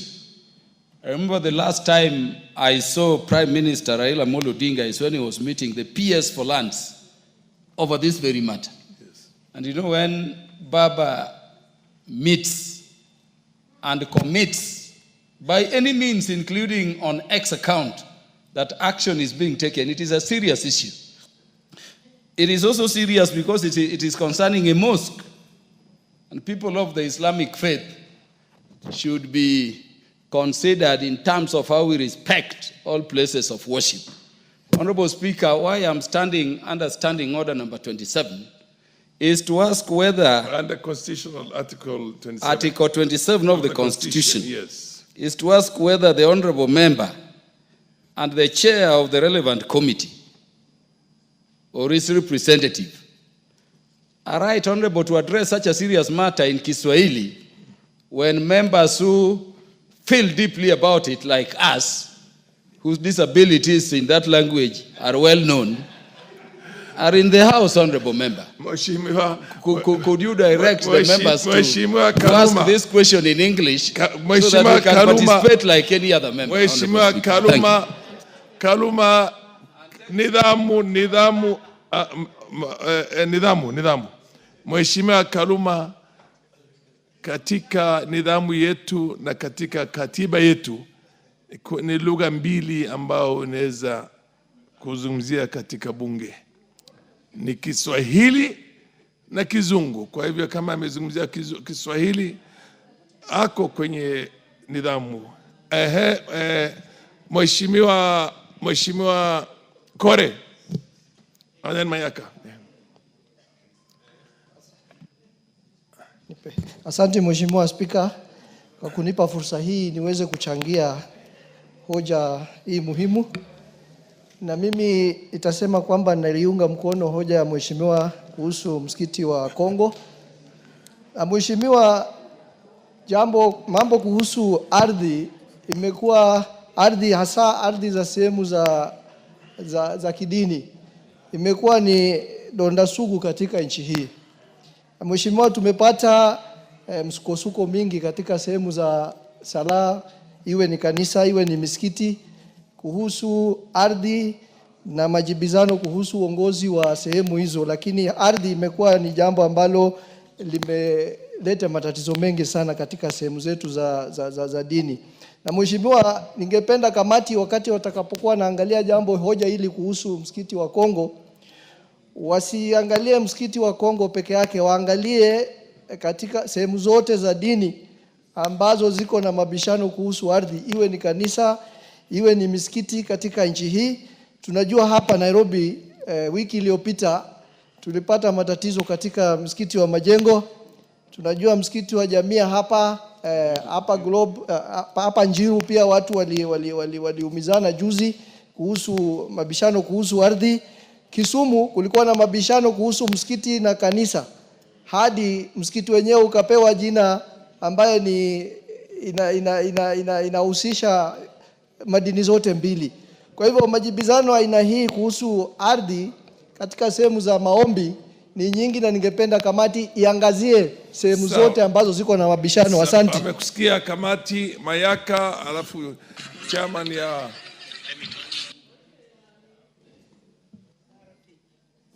Asante sana Mheshimiwa Spika. Mheshimiwa Spika, ningependa kuchangia kauli ya Mheshimiwa ambayo sana sana yazungumzia swala la ardhi za kihistoria. Mheshimiwa Spika, ardhi za kihistoria na ardhi za kidini ni mambo ambayo kamati ambayo inaitwa National Heritage ama kamati ya kukuza kitaifa inafaa iangalie kabisa swala hili, na inafaa ya kuwa tuwe na sera ama policy ili tuweze kujua kama taifa, katika taifa letu la Kenya, ni wapi ambapo tuko na ardhi za kihistoria ambazo hazijateuliwa, ambazo hazijalindwa, ambazo hazijazingatiwa kwenye sheria, ili tuweze kuhakikisha ya kwamba zimekuwa na ulinzi ambao uko tafakari kabisa. Kwa hivyo Mheshimiwa Spika, nashukuru Mheshimiwa huyu kwa kuleta kauli hili, na ningependa kwamba kamati ambayo itaenda kuangalia jambo hili liweze kuangalia ni sera gani ambayo tunaweza leta ili tupate swala hili la ardhi za kihistoria kuweza kutatuliwa kihaswa. Asante sana Mheshimiwa Spika. Mheshimiwa, alafu kisha tutamsikiza mwenyekiti wa kamati. Mheshimiwa Spika, mimi ningependa kuchukua nafasi hii ili niweze kuunga mkono hoja hili ambayo imeletwa na Mheshimiwa Faisal. Mheshimiwa Spika, mambo ya ardhi katika nchi hii imekuwa chanzo ya watu kuuana, imekuwa chanzo ya watu kunyakua ardhi ambayo si yao, ardhi ambayo ni ya community. Na Mheshimiwa Spika, mimi kwangu nimeongea na Mheshimiwa Faisal hapa, na nimewahi kuuliza yeye ni kiasi gani ya hili shamba imenyakuliwa, na ameniambia ni eka 16. Bwana Spika, hili ni jambo ambalo hata inasidi wale ambao wanahusika, kamati ambao wanahusika na hii. Na Bwana Spika, mimi ningependa kupendekeza ya kwamba waziri wa ardhi mwenyewe aweze kufika hapa baada ya likizo ambayo tunaelekea leo. Bwana Spika, hili ni jambo ambalo ni gumu sana, kwa sababu hata mashule mengine, hata kwangu kuna watu ambao wamenyakua shamba ya shule huko kwetu, na hili ni kitu ambacho lazima serikali ishughulikie kwa njia ambayo inatakikana. Kwa hivyo Mheshimiwa Spika, mimi napendekeza ya kwamba waziri wa ardhi mwenyewe afika hapa ili aweze kutueleza mambo mengi ambayo inahusu ardhi. Mheshimiwa Nyekal, alafu kisha tutamsikiza mwenyekiti. Kidogo mwenyekiti, tumsikize Mheshimiwa Nyekal wa mwisho. Thank you, Mr. Speaker. Kujaribu kuboresha. Mr. Speaker, I just want the committee to look at a much deeper question relating to land. The problem is so much that the documents that we use for land procedures and processes are no longer look valid. When the committee is looking at this, can they really look at documents like a search certificate? What does it mean you have a search certificate and then later on you find that the search certificate did not reveal all the details about the land? Why then should citizens pay for that certificate? Two, what we call titles. People have titles and yet transactions can go on and later on the title is found to be invalid. And these are government documents. Where is the process and what do we do And we need another way of actually using documents that have detailed information which the government can take responsibility for. Thank you, Mr. Speaker. Mheshimiwa mwenyekiti ya kamati la ardhi. Oh, unataka kuchangia? Na ni wapi kama mwenyekiti wa kamati ya ardhi? Kuna mtu yeyote kutoka hiyo kamati hapa katika bunge? Haya, mheshimiwa endelea, alafu hiyo yako ni ya mwisho kabisa kuchangia hiyo.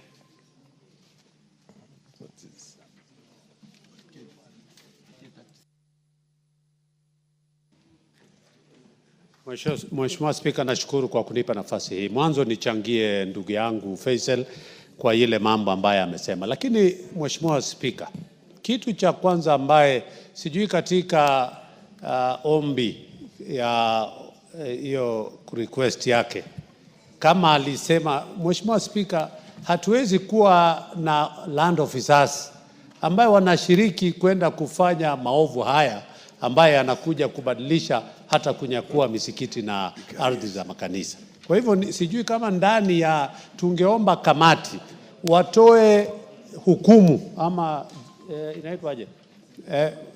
Hiyo hukumu kwa wale ambaye waofisa wa mashamba walihusika katika ubadilishaji wa haya. Pili, vile ndugu yangu amesema kulete waziri hapa. Mbeleni tuliambiwa ya kwamba wanaenda katika system ya kidijitali kuweka mashamba katika system ndio tuweze kuondoa, pengine ndio tuweze kujua kama hiyo system ya kidijitali inaendelea katika ile kusajilisha wamiliki wa mashamba, kwa sababu tukiendelea na hii mambo ya kawaida hii ya manyu, hiyo ndio inatusumbua zaidi. Kwa hivyo ningependa kamati itoe hukumu kwa wale maofisa wa mashamba ambao walihusika katika uporaji wa shamba hili la msikiti. Asante kama hakuna mtu kutoka ni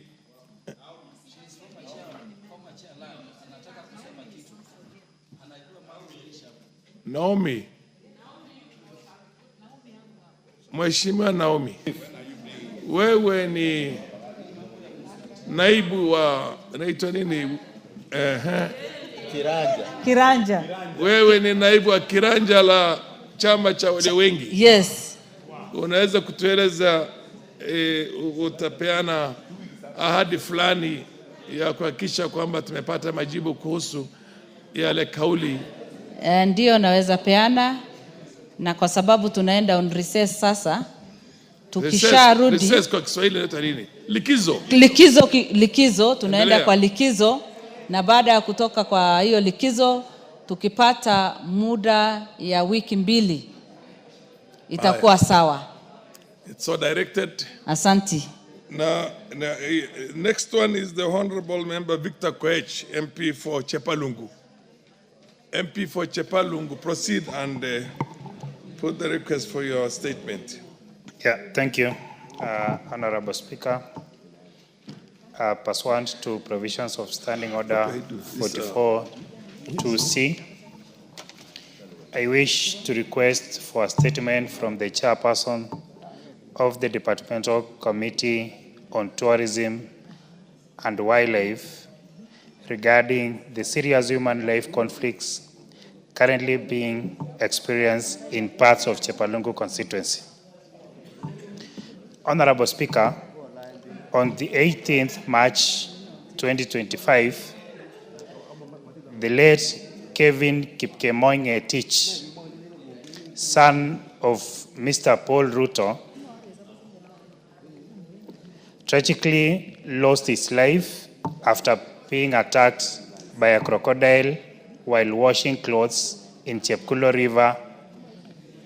Kevin, a 16-year-old Form 3 student at Nogirwet Day Secondary School,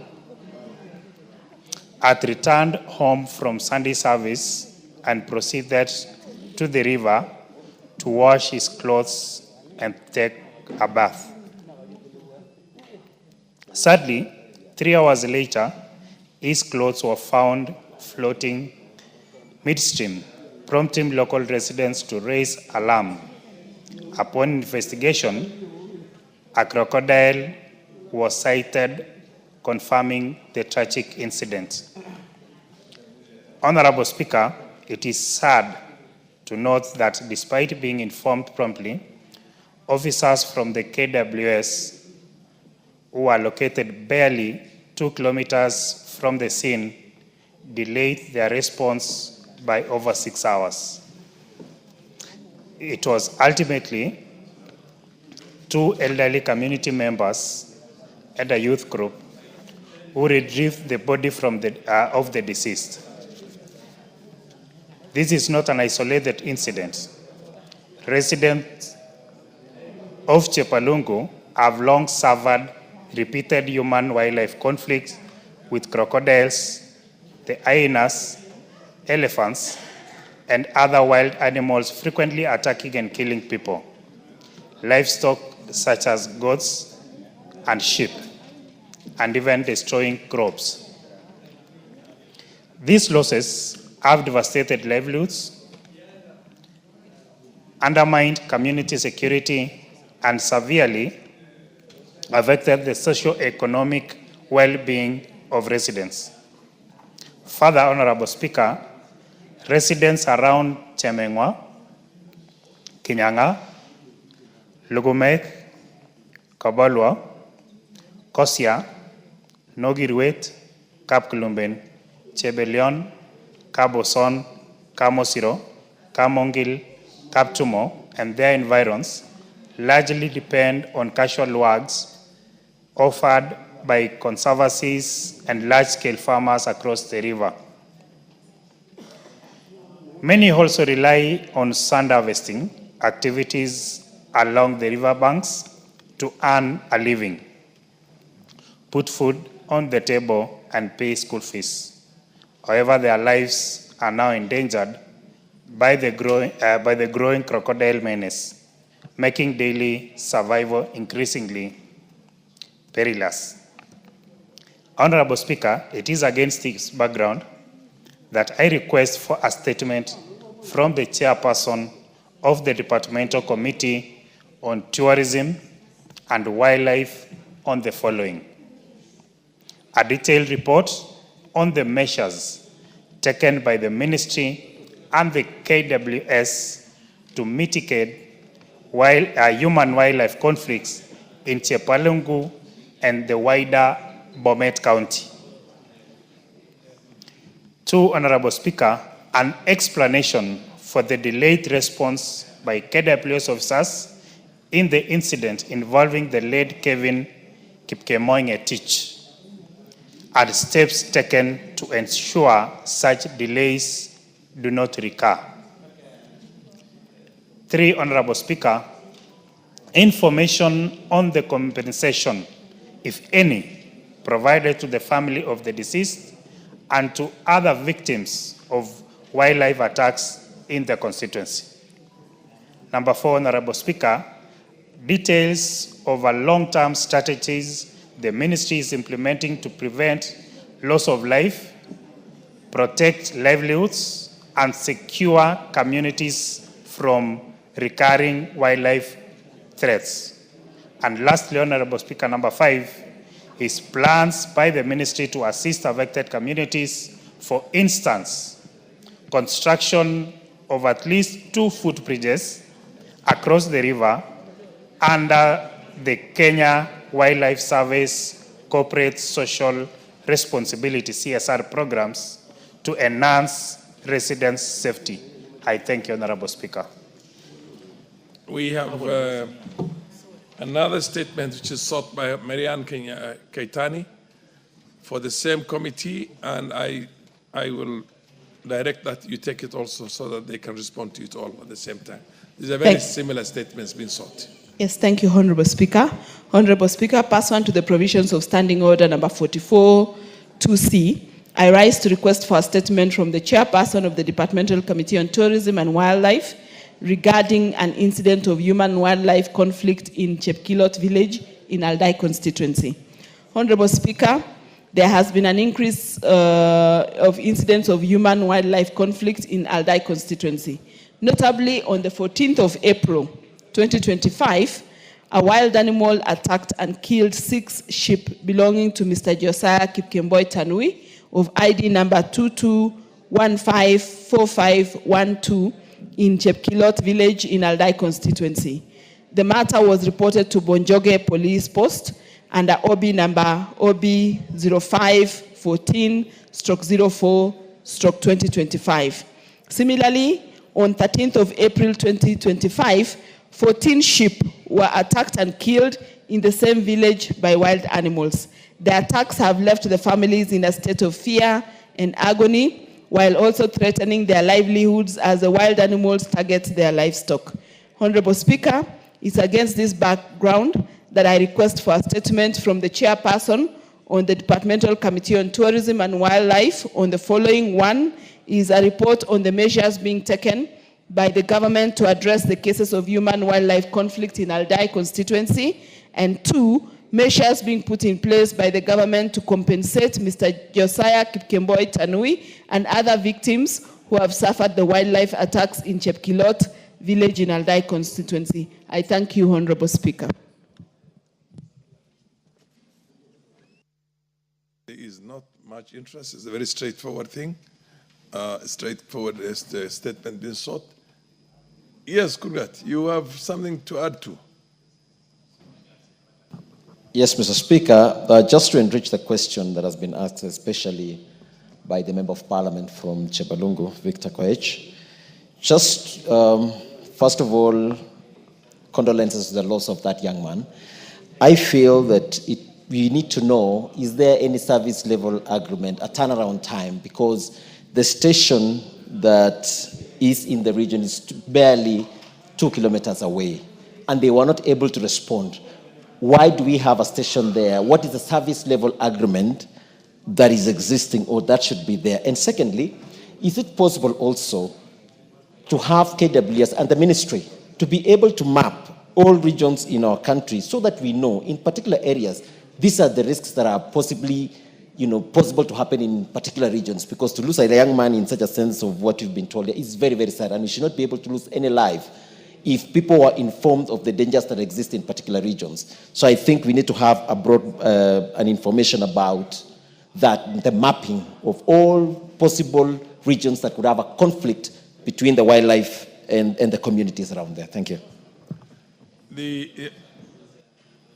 You have already made your point. We just want to listen to the chair of the committee to give an undertaking, and if the chair is not in, then the Deputy Whip of Majority, Honorable Naomi Wako, give an undertaking on where both statements, on both issues, the matter raised by Honorable MP for Chepalungu. Yeah. And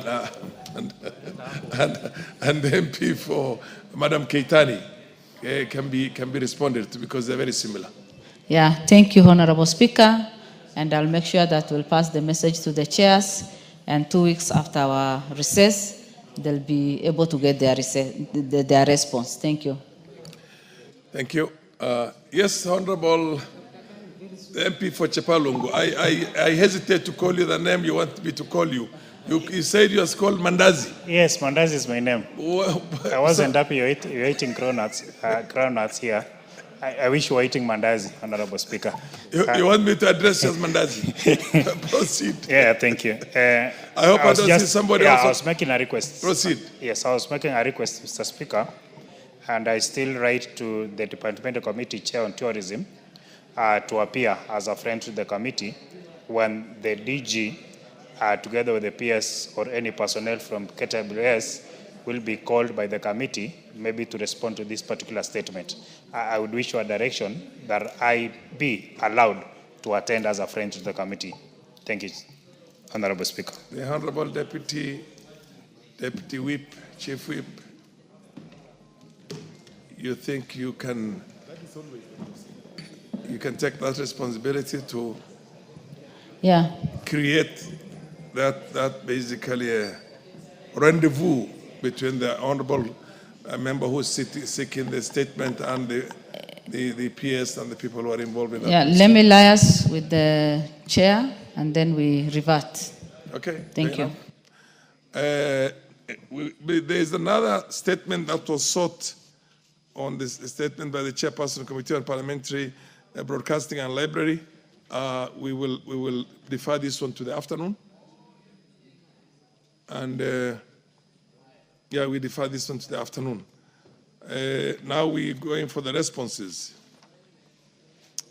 There was a status of Mavoko water supply by the Honorable statement which was sought by the Honorable Joyce Kamene, Machakos County MP, on Blue Economy, Water and Irrigation. Where is the chair of that committee? Thank you, Honorable Speaker. Yes. Honorable Speaker. Is Madam Kamene in the House? Yes, yes, I can see you. Proceed. Honorable Speaker, on 4th of March 2025, the Honorable Joyce Kamene, the Member of Parliament from Machakos County, rose to ask a statement in regard to Mavoko water supply. And the Honorable Speaker, the Honorable Member, was seeking the status of implementation of Mavoko drinking water supply project jointly funded by the Kenya government and the Belgian government. And then number two, the Honorable Speaker, the Honorable Member was also seeking the steps taken by the Ministry to ensure the completion of the project and the expected timelines for its completion. Number three, Honorable Speaker, the Honorable Member is seeking the interim measures being taken by the Ministry to address the water scarcity faced by the residents to protect them from the unscrupulous water vendors in Mavoko. The Honorable Speaker, I have a statement from the CS Water. And the Honorable Speaker, the Ministry of Water and Irrigation through the Tanati Water Works Development Agency is responsible for the implementation of Mavoko water supply project. And Mr. Speaker, I wish to respond as follows. On the question number one, the report of the status of the implementation of Mavoko drinking water supply, which is jointly funded by Kenya and Belgian government, the Honorable Speaker, the contract for the construction of Mavoko water supply was signed in 19 November 2017 between the Tanati Water Works Development Agency and the ASPAC International company by the Belgium. And the contractor, ASPAC International, was granted access to the site for commencement of works on 19 February 2018 for a period of that 6 months, giving the intended completion date of the project on 18th August 2020 at a total cost of 2.8 billion funded by the Bank of Belgium government, Mr. Speaker, and also some part of it by the GOK.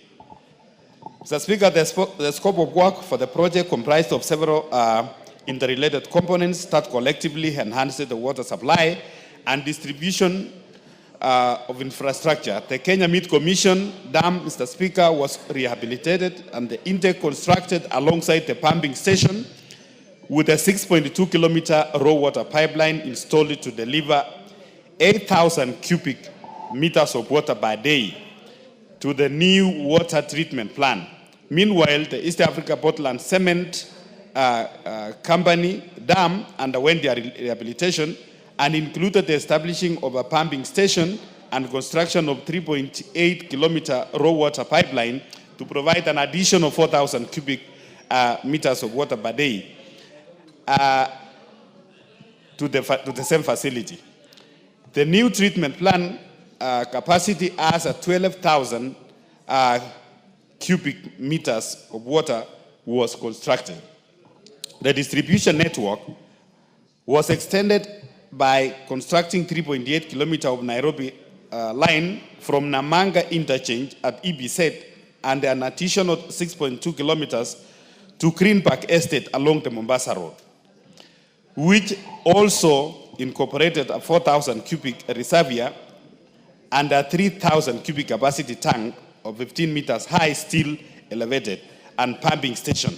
Finally, the bulk supply system was reinforced and rehabilitated. The null to raise water supply line, installing a new pump and repairing 3 existing pumps in Salama Pumping Station 1 and the refurbishing of Kimakiu and Lukenya reservoirs, each with a capacity of 3,000 cubic meters of water per day. The system is currently operational, Mr. Speaker, and being operated by Mavoko Water and Sanitation Company. The company supplies water from the system up to 200,000 connections. On question number 2, Mr. Speaker, the report of the steps taken by the ministry to ensure the completion of the project and expected timelines for its completion. The project was completed on 21st March 2021 and commissioned on 14th April 2023. Therefore, the construction status is 100% complete. And the project was handed over to Machakos County Government, and it is being operated by Mavoko Water and Sanitation Company in line with the provisions of Water Act 2016. Currently, the project provides at least 10,000 cubic meters a day of water from a new water treatment plant and 5,000 of water from the Northern Collector Tunnel connected earlier this year to the residents in a mix of domestic, commercial, and industrial area around Mavoko. Honorable Speaker, the areas covered includes Mololongo, at the river, the EBZ zone, Shokimau, Kenanye, Katani, and parts of Lukenya areas.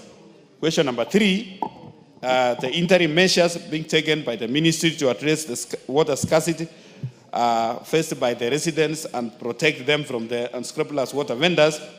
Mr. Speaker, the agency notes that Mavoko and Shokimau areas currently face a severe water scarcity due to lack of water and last mile connectivity, which is supposed to be done by the county government of Machakos through Mavoko Water and Sanitation Company. To address the water scarcity, the agency is currently implementing the Mavoko Water and Sewerage interventions and the extension of pipeline project, which is a last mile intervention project through the government of Kenya,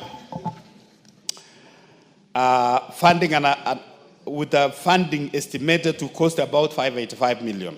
The project is currently at 1% complete, having already spent 183 million and requires a government funding of 402 million to complete.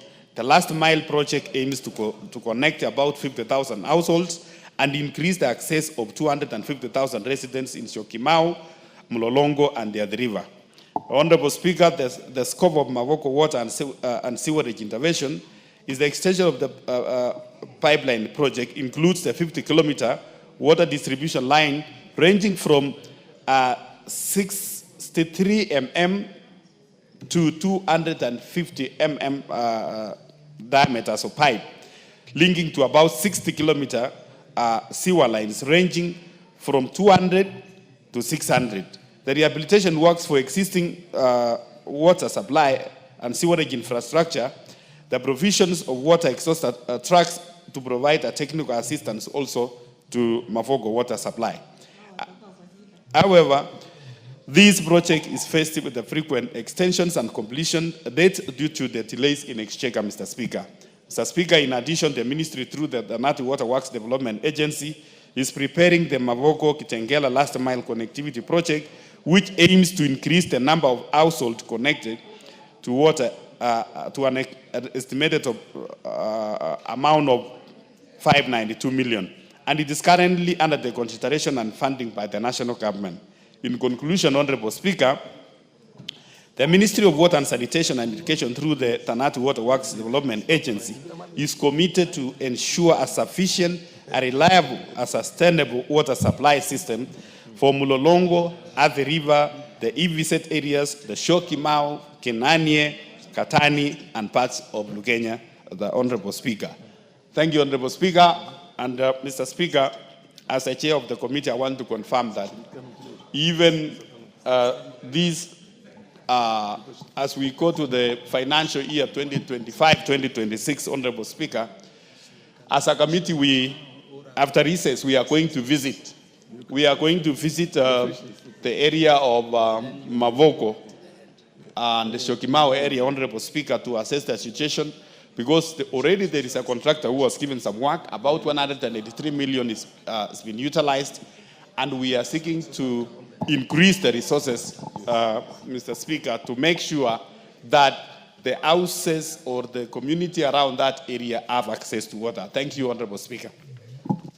The MP for Machakos, Madam Kamene Joyce.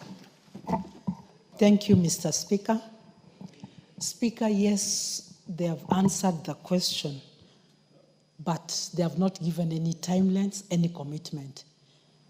Because if this project has taken 10 years, and you have done such a great project, you're being told water is in the tanks, and you're next door, and you cannot access any water.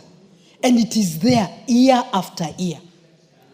How is it that exchequer is not being released, money is insufficient, and you did such a big, wonderful project like this? People are suffering from water. Why can't it be given a priority? Because this is revenue. After all, when you start supplying water to the residents around, revenue will be collected. Does it make any sense to make this a white elephant? Fair enough. Hang on a minute, let Kemei also weigh in on that. You will answer that, let Kemei weigh on that also. Honorable Speaker, I want to thank the woman rep for this statement, or this statement to this committee. As much as I appreciate what the chairperson has given concerning Mafoko and the areas, the environs, Honorable Speaker, I live in Syokimau, and for sure, water is very scarce. The residents get water using donkeys, and private vendors exploit the people.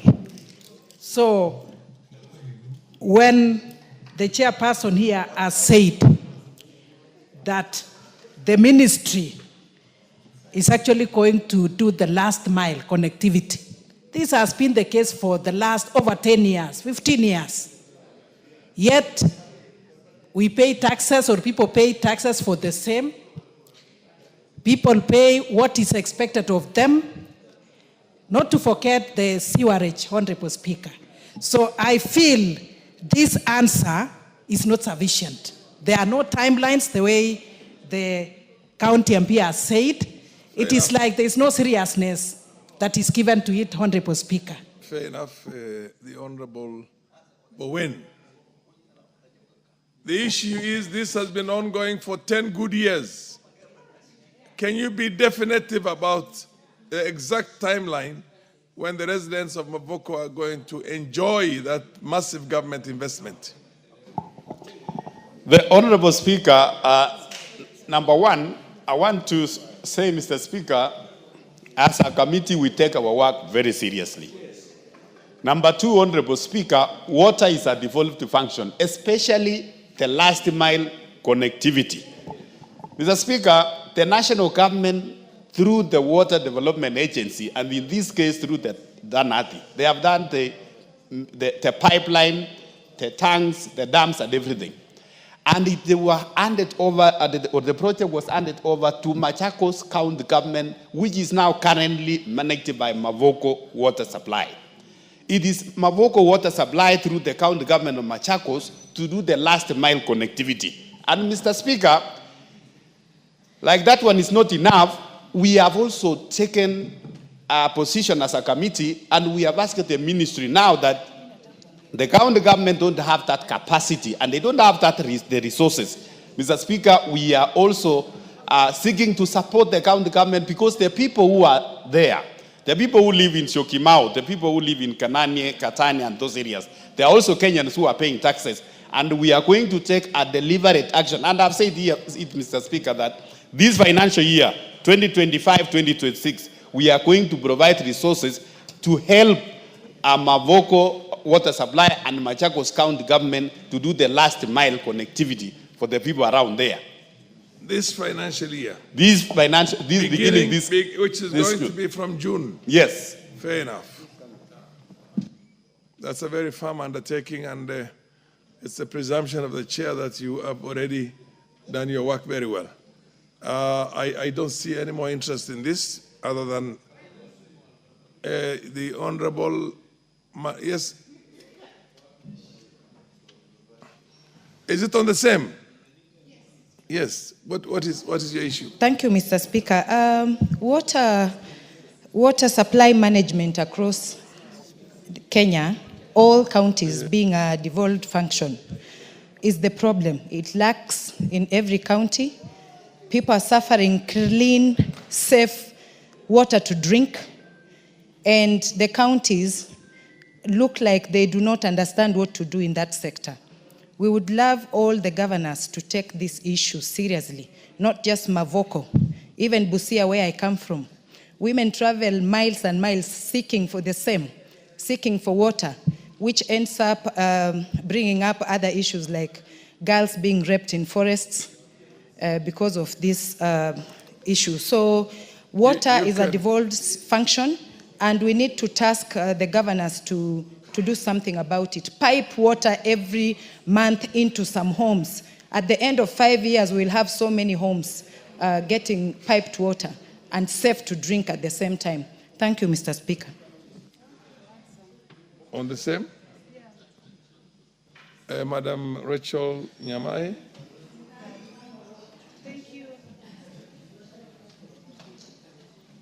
Thank you, Honorable Speaker, for also giving me a chance to make a comment, and especially on the matter that is being raised by the Honorable Kamene.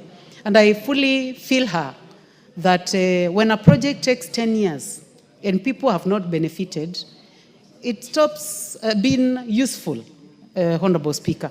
As much as we put those budgets every financial year, in the corridors of power, Honorable Speaker, the chair, Water, has told us that he believes that projects that are useful in this country are those small projects that are implemented within 1 year or within 2 years, and they are completed and people have access to water. So, Honorable Speaker, because the budget for water is not, it's high. And I think it is important to know that sometimes the committee's hands are tied. I'm not in that committee, but I'm a friend of the chair. And he tells me that you find your hands are tied. You have to deal with wake, billions and billions and billions. You have to deal with that particular project, billions and billions of shillings. You find yourselves dealing with another project in Tana River. What is it called? Kulalu Galana, billions and billions and billions. But when you look at projects that the committee funds in 1 year, we have dams. The other day he gave us 2 dams in my constituency, and people are taking water.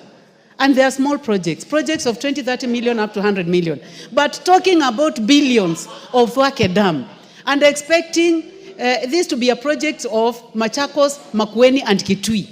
And where we are, for example, in Kitui South, we are 150 kilometers from where that dam is.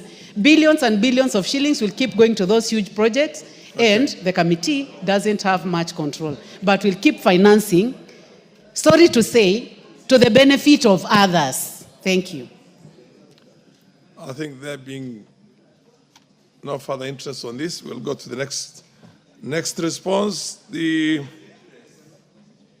Energy Committee, the statement that was sought by the Honorable Dr. Ojambo Oundo. Thank you, Honorable Speaker. Yes. It is true, Honorable Speaker, we have a statement from the committee which was sent by the PS, the Principal Secretary in charge of Energy. And I know Honorable Odo is around. I've gone through the statement, Honorable Speaker. One of the questions that was raised is the regulatory framework under which Kudura Power East Africa Limited is operating, generating and supplying water in Western Kenya. Honorable Speaker, the response to that is that Kudura Power East Africa Limited is duly incorporated in the Republic of Kenya as a wholly owned subsidiary of RVE, a Portuguese company. Kudura is a social enterprise focused on providing decentralized renewable energy and sustainable infrastructure solutions to undeserved counties in East Africa. This company focuses on empowering rural and peri-urban areas by addressing critical needs such as clean energy, water access, and sanitation, aligning with the global sustainable development goals, particularly SDG 7, that is affordable and clean energy, and also SDG 6, clean water and sanitation. Kudura specializes in integrated system that combines solar energy, water purification, and biogas technology. The company operates under Section 117 of the Energy Act that provides, and I quote, that is Section 117, a person who wishes to carry out generation, exportation, so Honorable Speaker,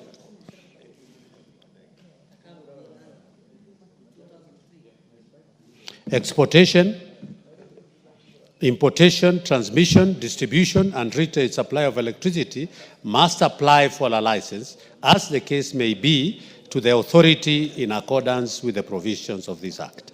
Kudura Power East Africa Limited was granted a construction permit by EPRA on the 3rd April 2019 for a period of 1 year for the development of the 10 solar PV mini grids as listed in Table 1. Honorable Speaker, I hope Honorable Oudo has his, under the table is detailed therein. Before approval of the aforementioned construction permit, Kudura submitted the following documents required for generation, distribution, and supply licenses in accordance with the Energy Act 2019 and the Energy Electricity License Regulations of 2012. Again, here in listed from A all the way. These are the documents, Honorable Speaker, I don't want to go through, that are required for purposes of getting a license. Question number 2, Honorable Speaker. The agreement on lease granted to Kudura to impose tariffs on power supplied and steps being taken to regulate such charges. On the 25th of March 2020, EPRA granted Kudura generation, distribution, and supply license for operation of the 10 solar PV mini grids as indicated in Table 1. Section 11C of the Energy Act 2019 mandates EPRA to set, review, and adjust electric power tariffs and tariff structures and investigate tariff charges, whether or not a specific application has been made or for a tariff adjustment. The approved tariffs shall be just and reasonable tariffs which enable a license, including Kudura Power, to inter alia, 1, maintain its financial integrity, 2, attract capital, 3, operate efficiently, and lastly, compensate investors fully for the risk assumed. Section 165, Section 165, subsection 7 of the Energy Act 2019 and the current retail electricity tariff review guidelines of 2023 provide for a review of retail electricity tariffs once every 3 years. Section 163 of the Energy Act 2019 requires that the tariffs and the contracts for supplying electrical energy and network supplies be submitted to EPRA for approval before execution. Kudura tariffs application for the 10 sites in Busia County, Western Kenya, was approved by EPRA board on the 30th January 2019, having met all the tariff approval requirements. Question number 3, timelines within which Kudura will upgrade their infrastructure to ensure continuous and uninterrupted supply of power to house states. The response is that the solar mini-grids can become unreliable during the rainy season, primarily due to the following: reduced solar resilience, radiance that could significantly reduce the electricity generated between 10 to 25% of the peak performance. B, during extended cloudy, rainy periods, battery may not fully charge, leading to shortages, especially at night or during the peak demand. And C, sometimes power demand increase during rainy seasons, e.g. for lighting or indoor activities, putting more pressure on the already limited generation capacity. The mitigations for that, Honorable Speaker, is that the inverters that were previously problematic have been replaced. 2, the operator to strengthen their distribution network and work towards replacing all defective storage batteries, especially the Buyende area, within a month. And 3, EPRA has instructed the operator to develop a strategy to enhance power supply reliability during cloudy periods and submit a report on this to the authority within 2 weeks. And 4, EPRA will send a technical team to the sites for further probe on issues raised and come up with a detailed report. Lastly, Honorable Speaker, question number 4, a report on the terms of agreement between Kudura East African Power Limited and the government, including whether the terms are subject to review to allow alternative service provider to supply power alongside Kudura. The response is that, Honorable Speaker, Section 165(7) of the Energy Act of 2019 and the current retail electricity tariff review guidelines of 2023 provide for a review of retail electricity tariffs once every 3 years. Therefore, Kudura is required for the aforesaid provisions of the law to submit a tariff review every 3 years upon the expiry of the approved tariff, subject to review and approval by the authority. 2, the generation and distribution license were given for 10 years commencing in 2020, and hence Kudura is remaining with about 5 years within which they ought to have recovered their investment, after which the terms will be renegotiated or the site handed over to a different distributor. Thirdly, the Ministry of Energy and Petroleum has developed draft mini-grid regulations which will give guidelines on the options will be available to the mini-grid operator where the main grid arrives. Once the main grid regulations are enacted, Kudura may operate as 1, a power producer selling to the distribution licensees; 2, a power distributor that purchases power in bulk from the distribution licenses and resell the electricity to the consumer. The mini-grid operator that remains the power distributor for the area, purchasing power for the distribution licensee to sell to the consumers in addition to its existing generation. I submit, Honorable Speaker. The Honorable Oundo. Doctor. Thank you, Honorable Speaker. Thank you, Chair, for the efforts he has made to present the response to the request for statement. But, Honorable Speaker, this looks like a statement that was written by Kudura. Honestly speaking, this is like a defense statement written by Kudura, and it obviously skirts around the main issues requested. Honorable Speaker, and I want the Chair to note very carefully, of most importance is question 2. When they say this approved tariff shall be a just and reasonable tariffs, which enables. Honorable Speaker, there is no way 88 shillings, for Kudura against 25 for Kenya Power can be said to be just and fair.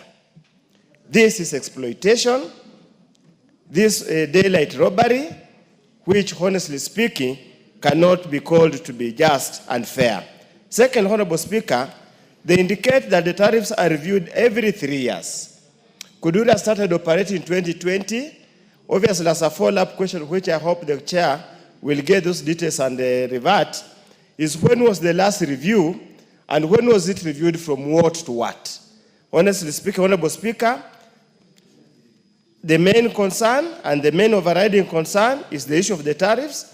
Honorable Speaker, we'll wait for these draft regulations to make sure so that we allow our people to have alternative sources as we wait for the expiry of this inordinately long period that seems to simply exploit the people who are beneficiaries. Thank you, Honorable Speaker. Do you have something to add to? Because the interest is only one way. The Honorable Member, Honorable Gikaria, says, or rather wonders, why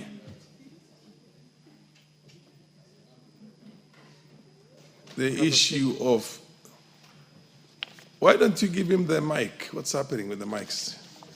Proceed, use it. Thank you, Honorable Speaker. You notice the, have you taken note of exactly where he feels that Kudura is cutting around? Yes, I've taken. Honorable Speaker, you know, respond straight to that now. Don't.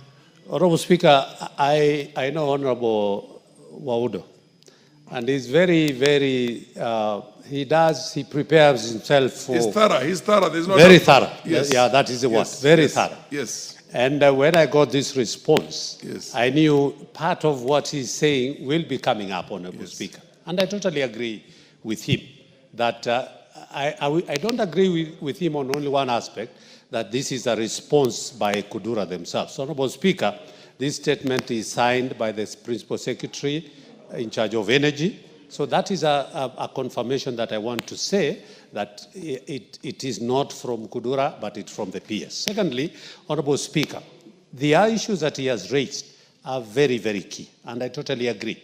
At 88 shillings per kilowatt hour, actually it is total theft. It is actually, it is of no economic value to the people of the Western region. And we are, Honorable Speaker, as a committee, seized of the fact that this, the PPAs that were signed in those years, I don't want to mention by which administration, those years way back were very punitive, discriminative, and they were actually never thought of the interest of Kenyans. At 68, KenGen gives us power at only 50 cents per kilowatt hour. Yet you can imagine getting at 88 shillings per kilowatt hour. I think that is unfair, and I totally agree. Secondly, I'm just saying, we are seized as a committee. Have you lifted the veil on that to see why such an unfair deal can be done to the government? Who are the owners? Who are the owners of Kudura and other exploitative, what do you call, power producing outfits that sell to the national grid here at a very high price? Honorable Speaker, our committee is seized, and there is a report that we will be bringing on the floor of this House. It was brought in the last session, but it was not discussed. We will be bringing it back only on aspect of talking about these power purchase agreements that are very punitive, that are very discriminative, and they are of no economic value to this country. And that is where we have been talking about, are there provisions of a review of the tariffs within the agreements that were signed, of course, without the input of Parliament. You realize the Honorable Oundo is actually convinced that the statement you are giving us right now was prepared by Kudura. No, But you see, the reason why It's because it protects the interests of Kudura and the similar organizations. The chair is forced to move in this year because we made an undertaking that we will protect this country under any circumstances. And when we were in Naivasha, these matters came up in a big way. And it was abundantly clear. That's when I actually said that camels that are stolen by the owner can never be recovered. Are you sure the most powerful people in the country are not interested parties in that? And that's why these things have been shoved down the throat of Kenyans? Yes, you have to say something before the chairman responds. Before I go to Undo, the member of parliament for, yeah, is that game? Yes. Proceed, honorable member for game. Chairman, Mr. Speaker, sir, I've listened to you, and you said that looks like my chairman was reading a statement presented to him. But I want to talk to my friend, Professor the Honorable Undo. I think the committee sees of the fact, but what is important to note, the IPP sells power to KPLC, the entire contractual agreement to KPLC. So upon honoring that contractual obligation, that's when Kenya Power then sells to the public. Honorable, what I want to help you. MP for game. MP for game. MP for game. The Honorable Gikaria is the chairman of the Energy Committee. He is responding to a statement that was sought by the Honorable Oundo. Now, the only way you can rise up is to enrich that statement so that more information comes out of Honorable Gikaria. You're not there to defend anything else other than, yes, no, it's not chairman, it's the speaker. Meat. You're trying to add meat on what to support Gikaria. Now, relax. Hold your horse. Honorable Oundo, yeah, I just asked a supplementary, or rather, Honorable Speaker, yes. The MP for game is completely misinformed concerning this subject matter. Completely. Honorable Speaker, these Kudura produce the power themselves through using solar and distribute themselves, charge themselves. They do not sell to KPLC. He's completely misinformed. He should have sought to know the correct position. Completely misinformed. They are not selling this to KPLC. No. They are selling directly to the they consumers. produce themselves. They have signed the agreements with the consumers directly. So it's a monopoly. It's a pure monopoly and exploitative. Honorable Speaker, I would have expected the ministry, the State Department, to clearly say, yes, they note the tariffs of the 83 shillings is extremely exorbitant, and we will make efforts to open negotiations with the power producer, supplier, biller, everything, to reduce to a reasonable figure. That's why I'm saying, when you look at this, it really looks like the statement was written, given to the PS to sign, and the PS could even be complicit in this outright theft and exploitation of the people. It's as simple as that, Honorable Speaker. Honorable Gikaria, it's a tall order. This thing is not going through KPLC. It's a direct relationship between the producers and the consumers. But the price itself has been regulated by the government agency. Now that's where the elephant in the room is. So you want to say something, or you want to go back and come with a better answer than that? Energy is a very sensitive thing in this House, Honorable Gikaria. I agree, Honorable Speaker. First, I want to agree with Honorable Oundo. Under Section 117 of the Energy Act of 2019, we did liberalize distribution, exportation, importation, and you just need to have a license. And Kudura was given a license 30th of April in 2020 by EPRA to generate and do distribution and sell. And that is the position. because it is a license. Does a license give it a monopoly? That's Yes. what he asked. Yes. It gives as, a monopoly. As he's saying. Then how can you have a monopoly and at the same time you set No, your own we price? don't have a monopoly. Actually, it is a misinformation to the public.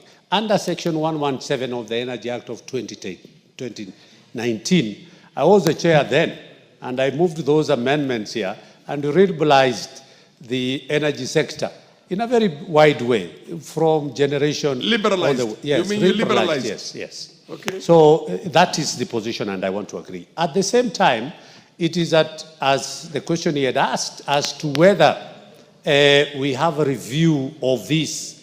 And in 2020, within 3 years, they were supposed to do a review, but again, subject to if there is a request to do the review. And that is what Honorable Elisha Odhiambo is saying, that as a committee, we have asked EPRA to go and engage the independent power producers with a view of reviewing the power tariffs as a committee and as a country. Because again, we are saying it adds up into the cost of energy and electricity in this country. Passed on to the consumer. It's passed on to the consumer. Correct. So that one we are in, and I want to agree with that we will be going back to engage through the questions that he has said. When do you give an undertaking to I come with will, a comprehensive? if he agrees, because he only asked this question a week ago, I think, and we have a response 2 weeks ago, and we have a response. So when are you coming back to the comprehensive answer? The second week after recess, Honorable Speaker. Is there any gray area you want to be, so that it is also captured on the Hansard and he has to? If I were you, I'd ask for the lifting of the veil to see exactly who are behind this kudura. Whether Gikaria or Farah Maalim have shares in that. Ultimately, Honorable Speaker, you know, this country is a very complicated country. The better you leave things the way they are, sometimes the better for posterity and a good life. We are not interested to know who is behind it. We are not interested to know who is the exploiter. All that what we are interested to know is the exploitation must come to an end. So, three things that... There is exploitation and there is a blatant, open, outright daily robbery. How do you have a differentiation between 50 cents and 88 shillings? Precisely. For the same number? My plea to the chair, yes, that the MP, in the review... Yeah, somebody is on a point of order. The MP for Turkana Central, yes. Yes, proceed. Honorable Speaker, thank you so much. I want to reiterate the position that has been taken by Dr. Oundo, Honorable Dr. Oundo, that there is need to unpack, to understand who owns Kudura. Kudura looks like it's private. And if you look at this, it's even giving us mini grids in Turkana. I've just seen this is like a Portuguese farm, which we need to unpack. And maybe there's need to understand why are they doing business in Kenya, with who, for who, and what are the shares, and what kind of service they are giving. Honorable Speaker, we need details. Thank you. Yes, Ondo, I think you have done you're done on that. Ikaria, have you given an undertaking on when you'll come back with a comprehensive answer on that? On the same... Honorable Speaker, I have committed that within 2 weeks we will be... 2 weeks on the within 2 weeks on the resumption of the House. Correct. It's so directed. It's so directed. Honorable Shuria, the Minister of Education and Health, on the issue of help. The Honorable Shuria is not in the House, is he? Oh, yes, he's there. I can see him. Where is the chairs of who is answering? Is it health or education? You're answering joint. Do you want to take the first shot? Yes, I'll take the first shot. Proceed, Nyekal. Honorable Speaker, this was a joint, we had to do a joint answer to this, and we actually sat with the minister, both our committee and the health committee and the education committee, and it was basically the lead was to be taken by the education committee. I don't see my colleague here, but the report from what the actual report hasn't come, but I can give a progress of what happened during the meeting with the minister, with the two committees. You are supposed to give. So and you will have a comprehensive report. Yes, we will. Don't give us the progress on that. Yes, we'll get a comprehensive report, I think within 2 weeks after the resumption. Yeah, after Honorable resumption. Surya, you're happy with that? You will be around at that time? I will be around. I'll be waiting. I think it's best we get the full report, sir. It has to be comprehensive. It has to be, what do you call, final in its entirety, unless, of course, there are other issues that crop up. But it's not. Okay, it's so directed. The Honorable Ambassador Francis Sigei, my former DC, when DCs were really powerful in this country. When DCs were really, when I first came into Parliament, you were the DC in my district. And the districts were just a few those days, not this whole, the MP, the Trade, Industry and Cooperative. Who is the chair for that? Yes, Shinali. Thank you, Chair. Thank you, Speaker. Honorable Speaker, I'm seized of request for statement by Honorable Ambassador Segei. And let me mention this before I go to the specifics. Honorable Speaker, new KCC has been modernizing its old milk processing facilities under the Government of Kenya, financing from the year 2015 to date. The facilities had old, obsolete machinery replaced with modern, efficient machinery. The following factories have had a number of their equipment and infrastructure renewed, and the facilities are running efficiently. The first one is Eldoret factory in Uasin Gishu County, has received 610 million. Sodik factory in Bomet County has received 153 million. Dandora factory in Nairobi County has received 323 million. Nyaururu factory in Laikipia County has received 260 million. Kikanjo factory in Nyeri County has received 360 million. Kitale factory in Trans Nzoia County, 204 million. Miritini factory in Mombasa County has received 56 million. And a new facility in Nyambene, Meru County has received 509 million, a total of 2.475 billion.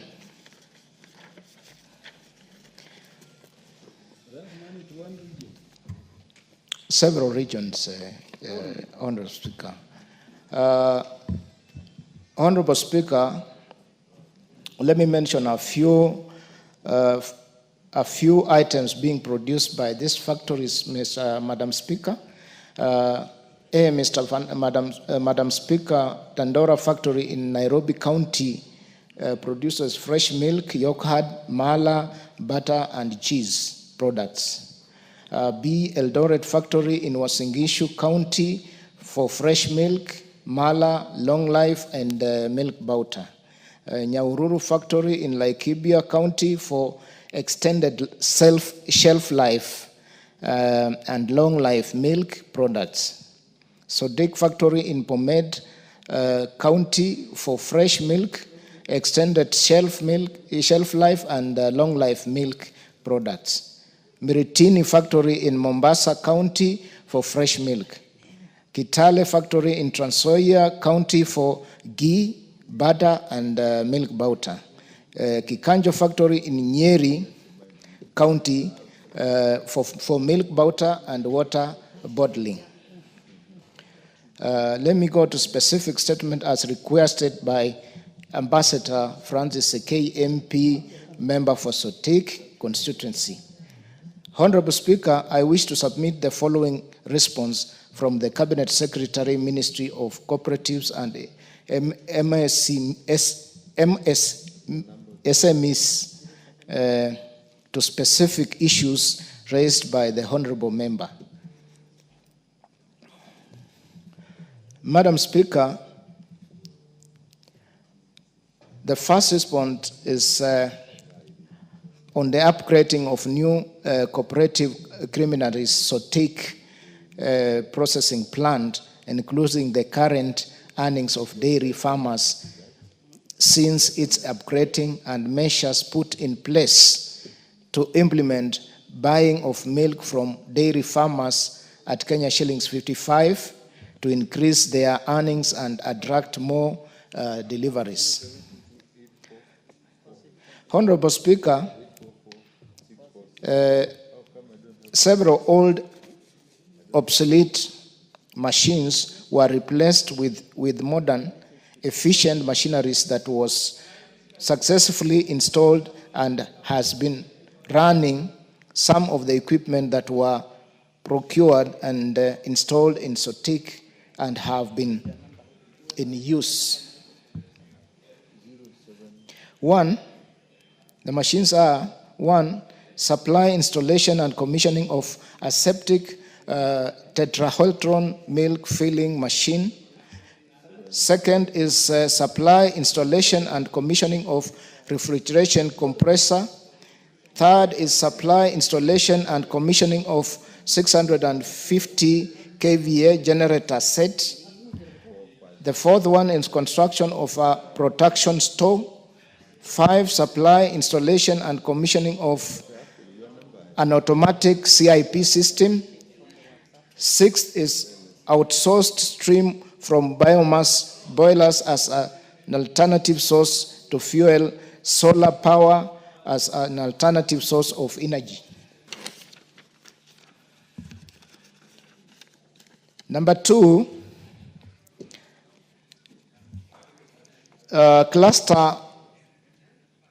Sotik cluster farmers' earnings are currently at an average of Kenya shillings 85 million per month, which means it is at about 1.02 billion a year. On the third one, new KCC has continuously improved unit price for farmers' milk across the country, including Sotik cluster, and currently milk prices are at the national government guided price of a minimum of 50 shillings per litre of milk delivered to a new KCC facility across the country. The honorable member also wants to know steps taken to address low wages of casuals at new KCC factories, considering the high cost of living and inflation in the country, including payments of overtime allowances as required by law.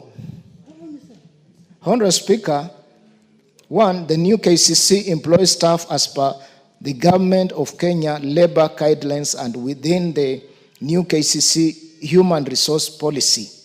Secondly, dairy business in Kenya is seasonal, given majority of Kenyan farmers are weather dependent, and such the business has seasons that allow staff to work on overtime, but only when volumes are above the normal projections. When such situations occur, overtime earned is paid as per the collective bargaining agreements guidelines. Third, where casuals or business staffs are engaged, depending on work demands, the earnings are as per government labor guidelines, which has categorized regions, and new KCC strictly adheres to the guidelines in all locations, including at Sotik factory.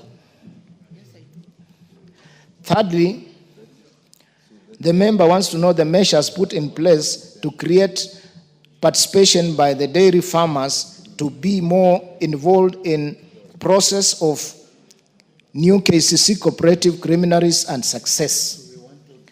Honorable Speaker, the Ministry of Cooperatives and Micro, Small and Medium Enterprises is undertaking the following measures to ensure the protection of members' funds.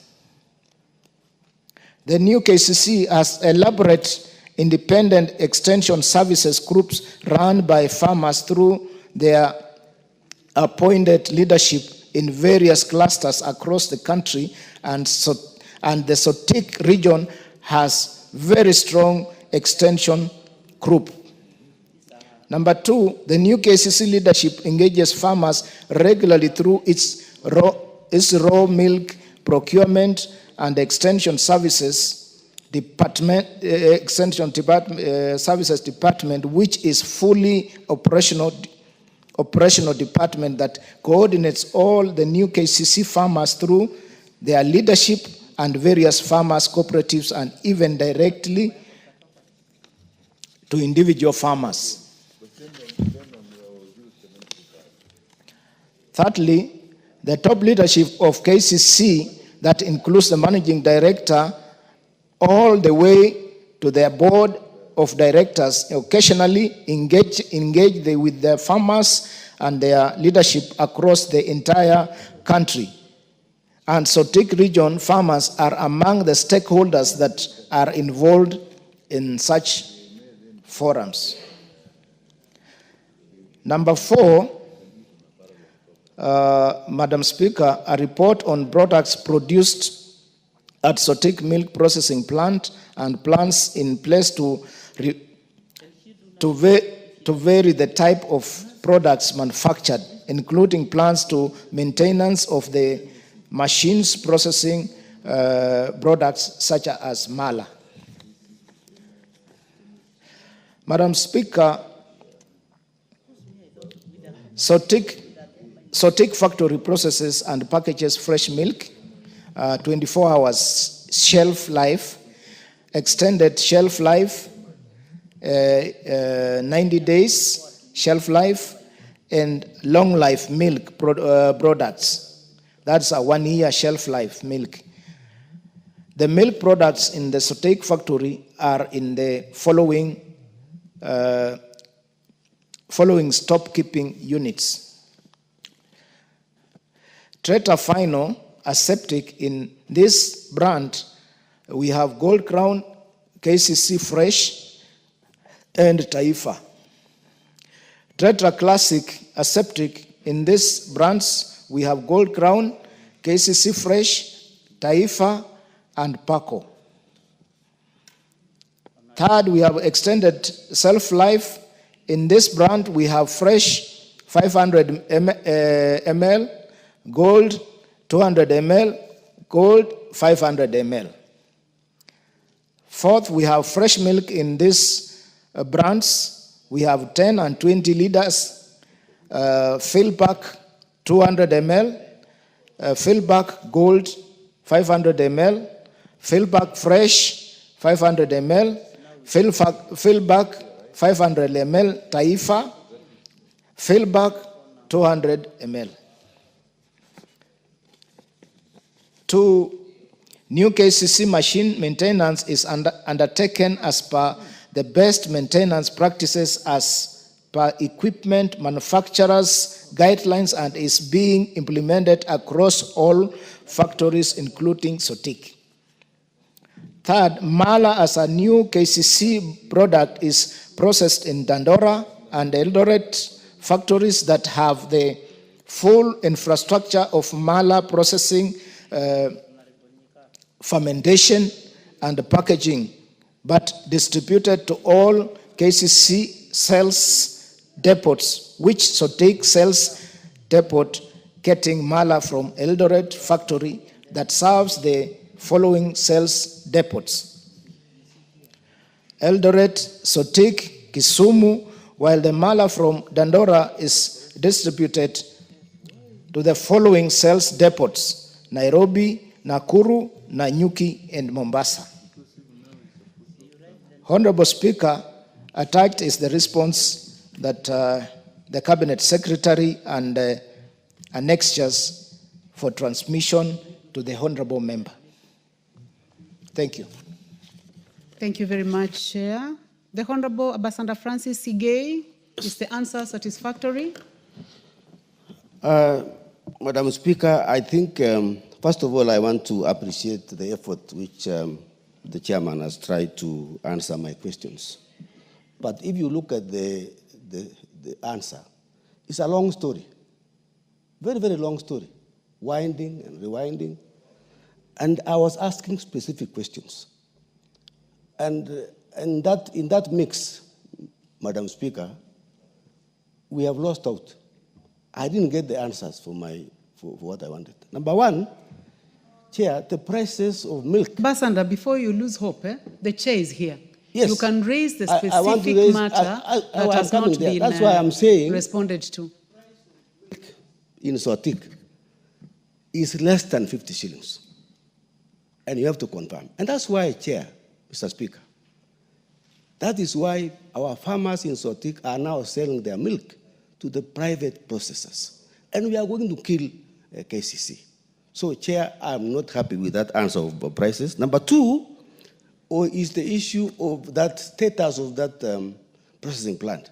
So Sotik is a municipality now. It is supposed to be upgraded to the level of Eldoret, Nanyuki, Dandora. And we are asking for that one. I've taken time, Madam Speaker, to go and see the MD who was there, who has now gone out. And he kept promising that Sotik will be upgraded. And after 2 years, nothing has been done. Madam Speaker, I would like to see Sotik processing factory being upgraded. Now that is a municipality. Number three, we have casuals in this factory who have acted for a long time. And the problem with this factory is that people are being brought from outside to come and work in Sotik. Casuals should be confirmed. Those who have worked for several years, why can't they be confirmed? They are working, their families are suffering, and yet they have worked in that factory for a long time. Number three, Madam Speaker, is the issue of Masuamala.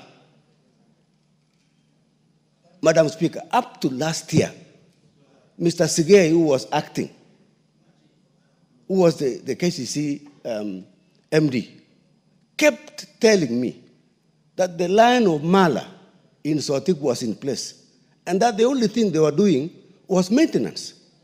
But we are now realizing, Madam Speaker, this thing is being transferred to elsewhere. And yet, the quality of Masuamala from Sotik was very high quality.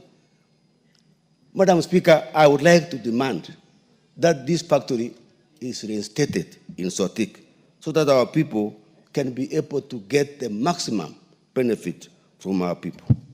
Chair, I want to disagree with the chair about the labor guidelines on the getting of the casuals and workers there. There is no fairness at all.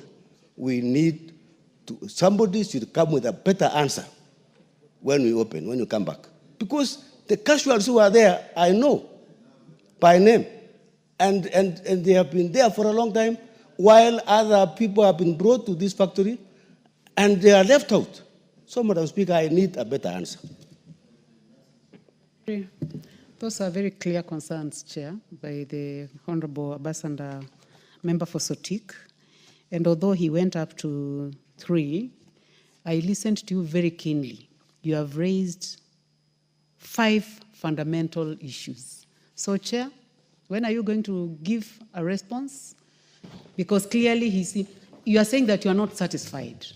So, Madam Speaker. Before I close the others, I'm seeing interest from the 2 members. Honorable Ruto, you also have interest in this? Make it short so that we try to combine.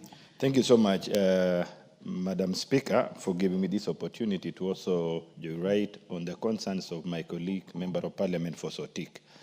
Apparently, from the start of comment by the chair, he did mention about Eldoret factory, which historically is a known factory to have been handling milk from the entire North Rift area.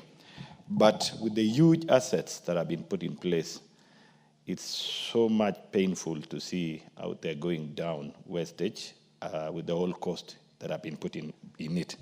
But I'm rising to put another concern of a team of people who facilitate this particular work, the transporters.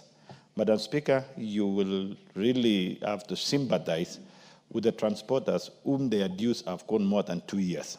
And they have been connecting as facilitating milk from the farmer's collection point of view to the factory. And up to now, no discussion has been raised. And I would wish the chair should consider this one also as a matter of concern. The other issue, of course, that is so fundamental is on how this issue of employment are being undertaken.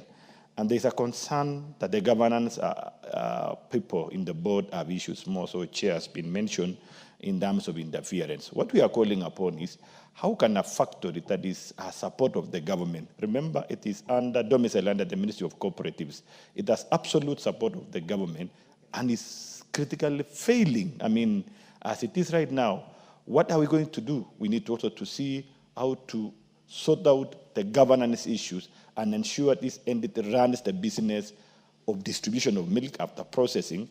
And it has huge market, it has huge potential, it has huge capacity, but we don't understand what is a problem in terms of decision making. Thank you so much. Majimbo Kalasinga, please make it 1 minute. Thank you, Madam Speaker. I'll just take a minute. Madam Speaker, I am an expert in the dairy industry. I'm an Egerton University product who did dairy and food technology. And I was attached, Mr. Speaker, Madam Speaker, during my attachment, I was attached in Premier Dairy, Kabianga, just some few kilometers to Sotik Dairy.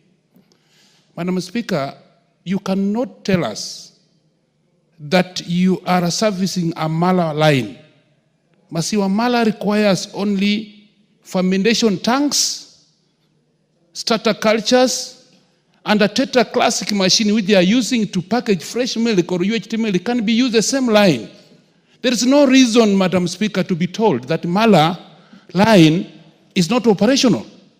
It must be reinstated by all standards.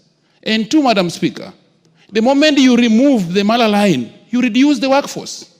You reduce the casuals. The young men and ladies who are supposed to get jobs from that factory will go where? It also beats logic, Madam Speaker. These factories, KCC, were designed with a purpose. The Dandora factory in Nairobi was a dry milk border. KCC, Sotik, is supposed to process Mala and sell in the Western region.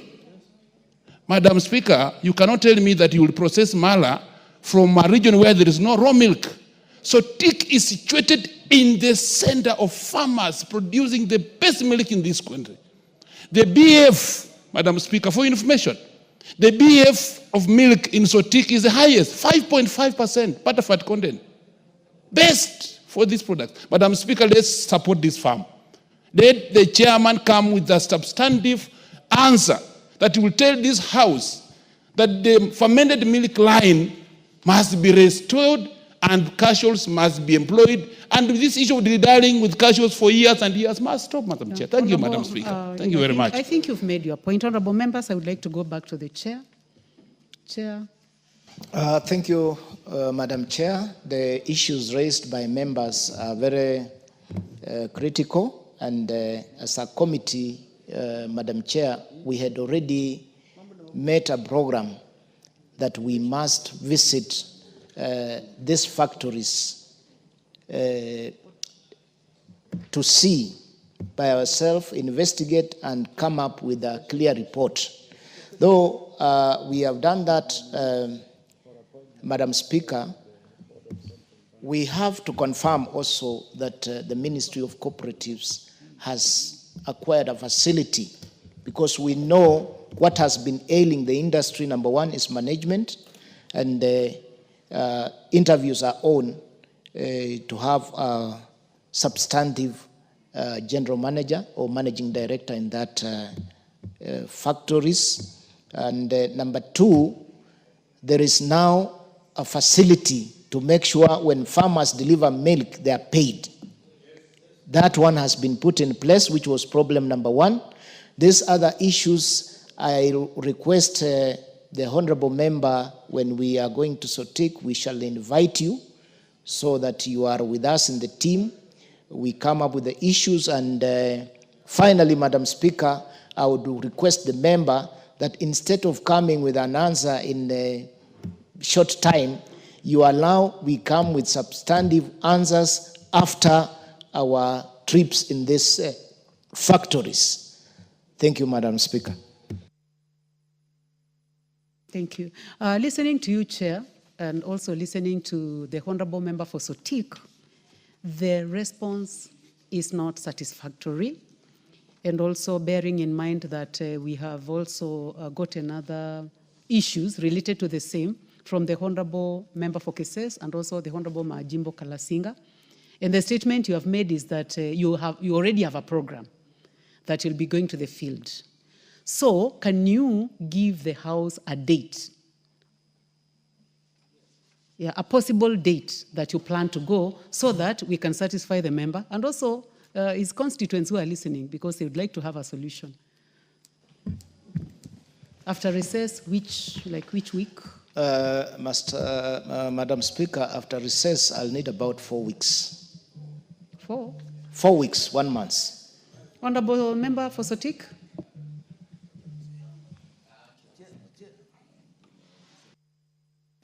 Chair, I think 2 weeks will be appropriate after recess. And I want to thank the Chair. I think he's becoming more pragmatic in answering the question. So I think 2 weeks will be good. I also, Speaker, we would like to invite... Order, Member for as a friend. Actually, you have really spoken very well today, and you know that we have given you a lot of time to address this matter.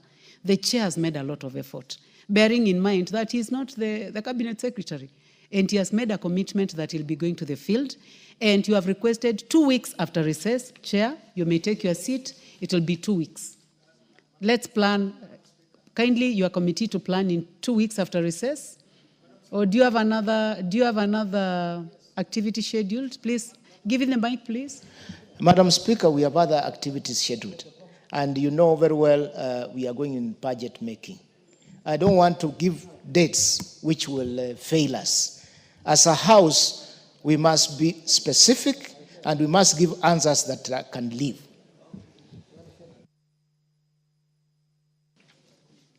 Member for Kwanza, what is terribly out of order? Because your hand is up. Yeah, it was up, Madam Speaker. Sorry. I have come in from another meeting, but I also want to ask the Honorable Member that if we have to invite stakeholders, I think it should also include the department, a member or members from the Department of Agriculture and Livestock, because I think those are the key fellows. I'll want also to agree with you, but if it's something to do with the KCC, Honorable Member. I would say for Kwanza, what is out of order? I didn't say it's out of order. I simply said as supplementary. You wanted to add something? Yes. Which then, I'm saying. You can conclude now. Yeah, thank you. Which I'm saying that I think the best thing is that for you also to include members of the Committee of Agriculture, because that actually lies under the Department of Agriculture and Livestock. And I think I have an interest there as well. Yeah. Thank you, Madam. Honorable members, I will agree with the Chair, bearing in mind that there are other existing programs, and I would like to convince the Honorable Member for Sotik that let us go with the 4 weeks that the Chair has provided. Thank you very much, members. Next order, as per the reorganization that was done in the morning by the DS. Order number 11, special motion, consideration of nominees for appointment as members of the Board of Central Bank of Kenya. Mover.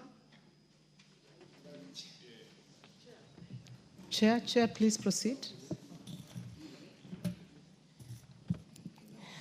Thank you, Madam Speaker. Madam Speaker, I beg to move that the House approves the nomination of FCPA Sophie Muturi, CPA Abdullahi Mohammed Abdi, Ms. Beatrice Koskei and Mr. David Simpson Osawa Owor as board members, as members of the Board of Directors of the Central Bank of Kenya. Honorable Chair, please move the motion before you go to the names. Can you please assist him with the order paper?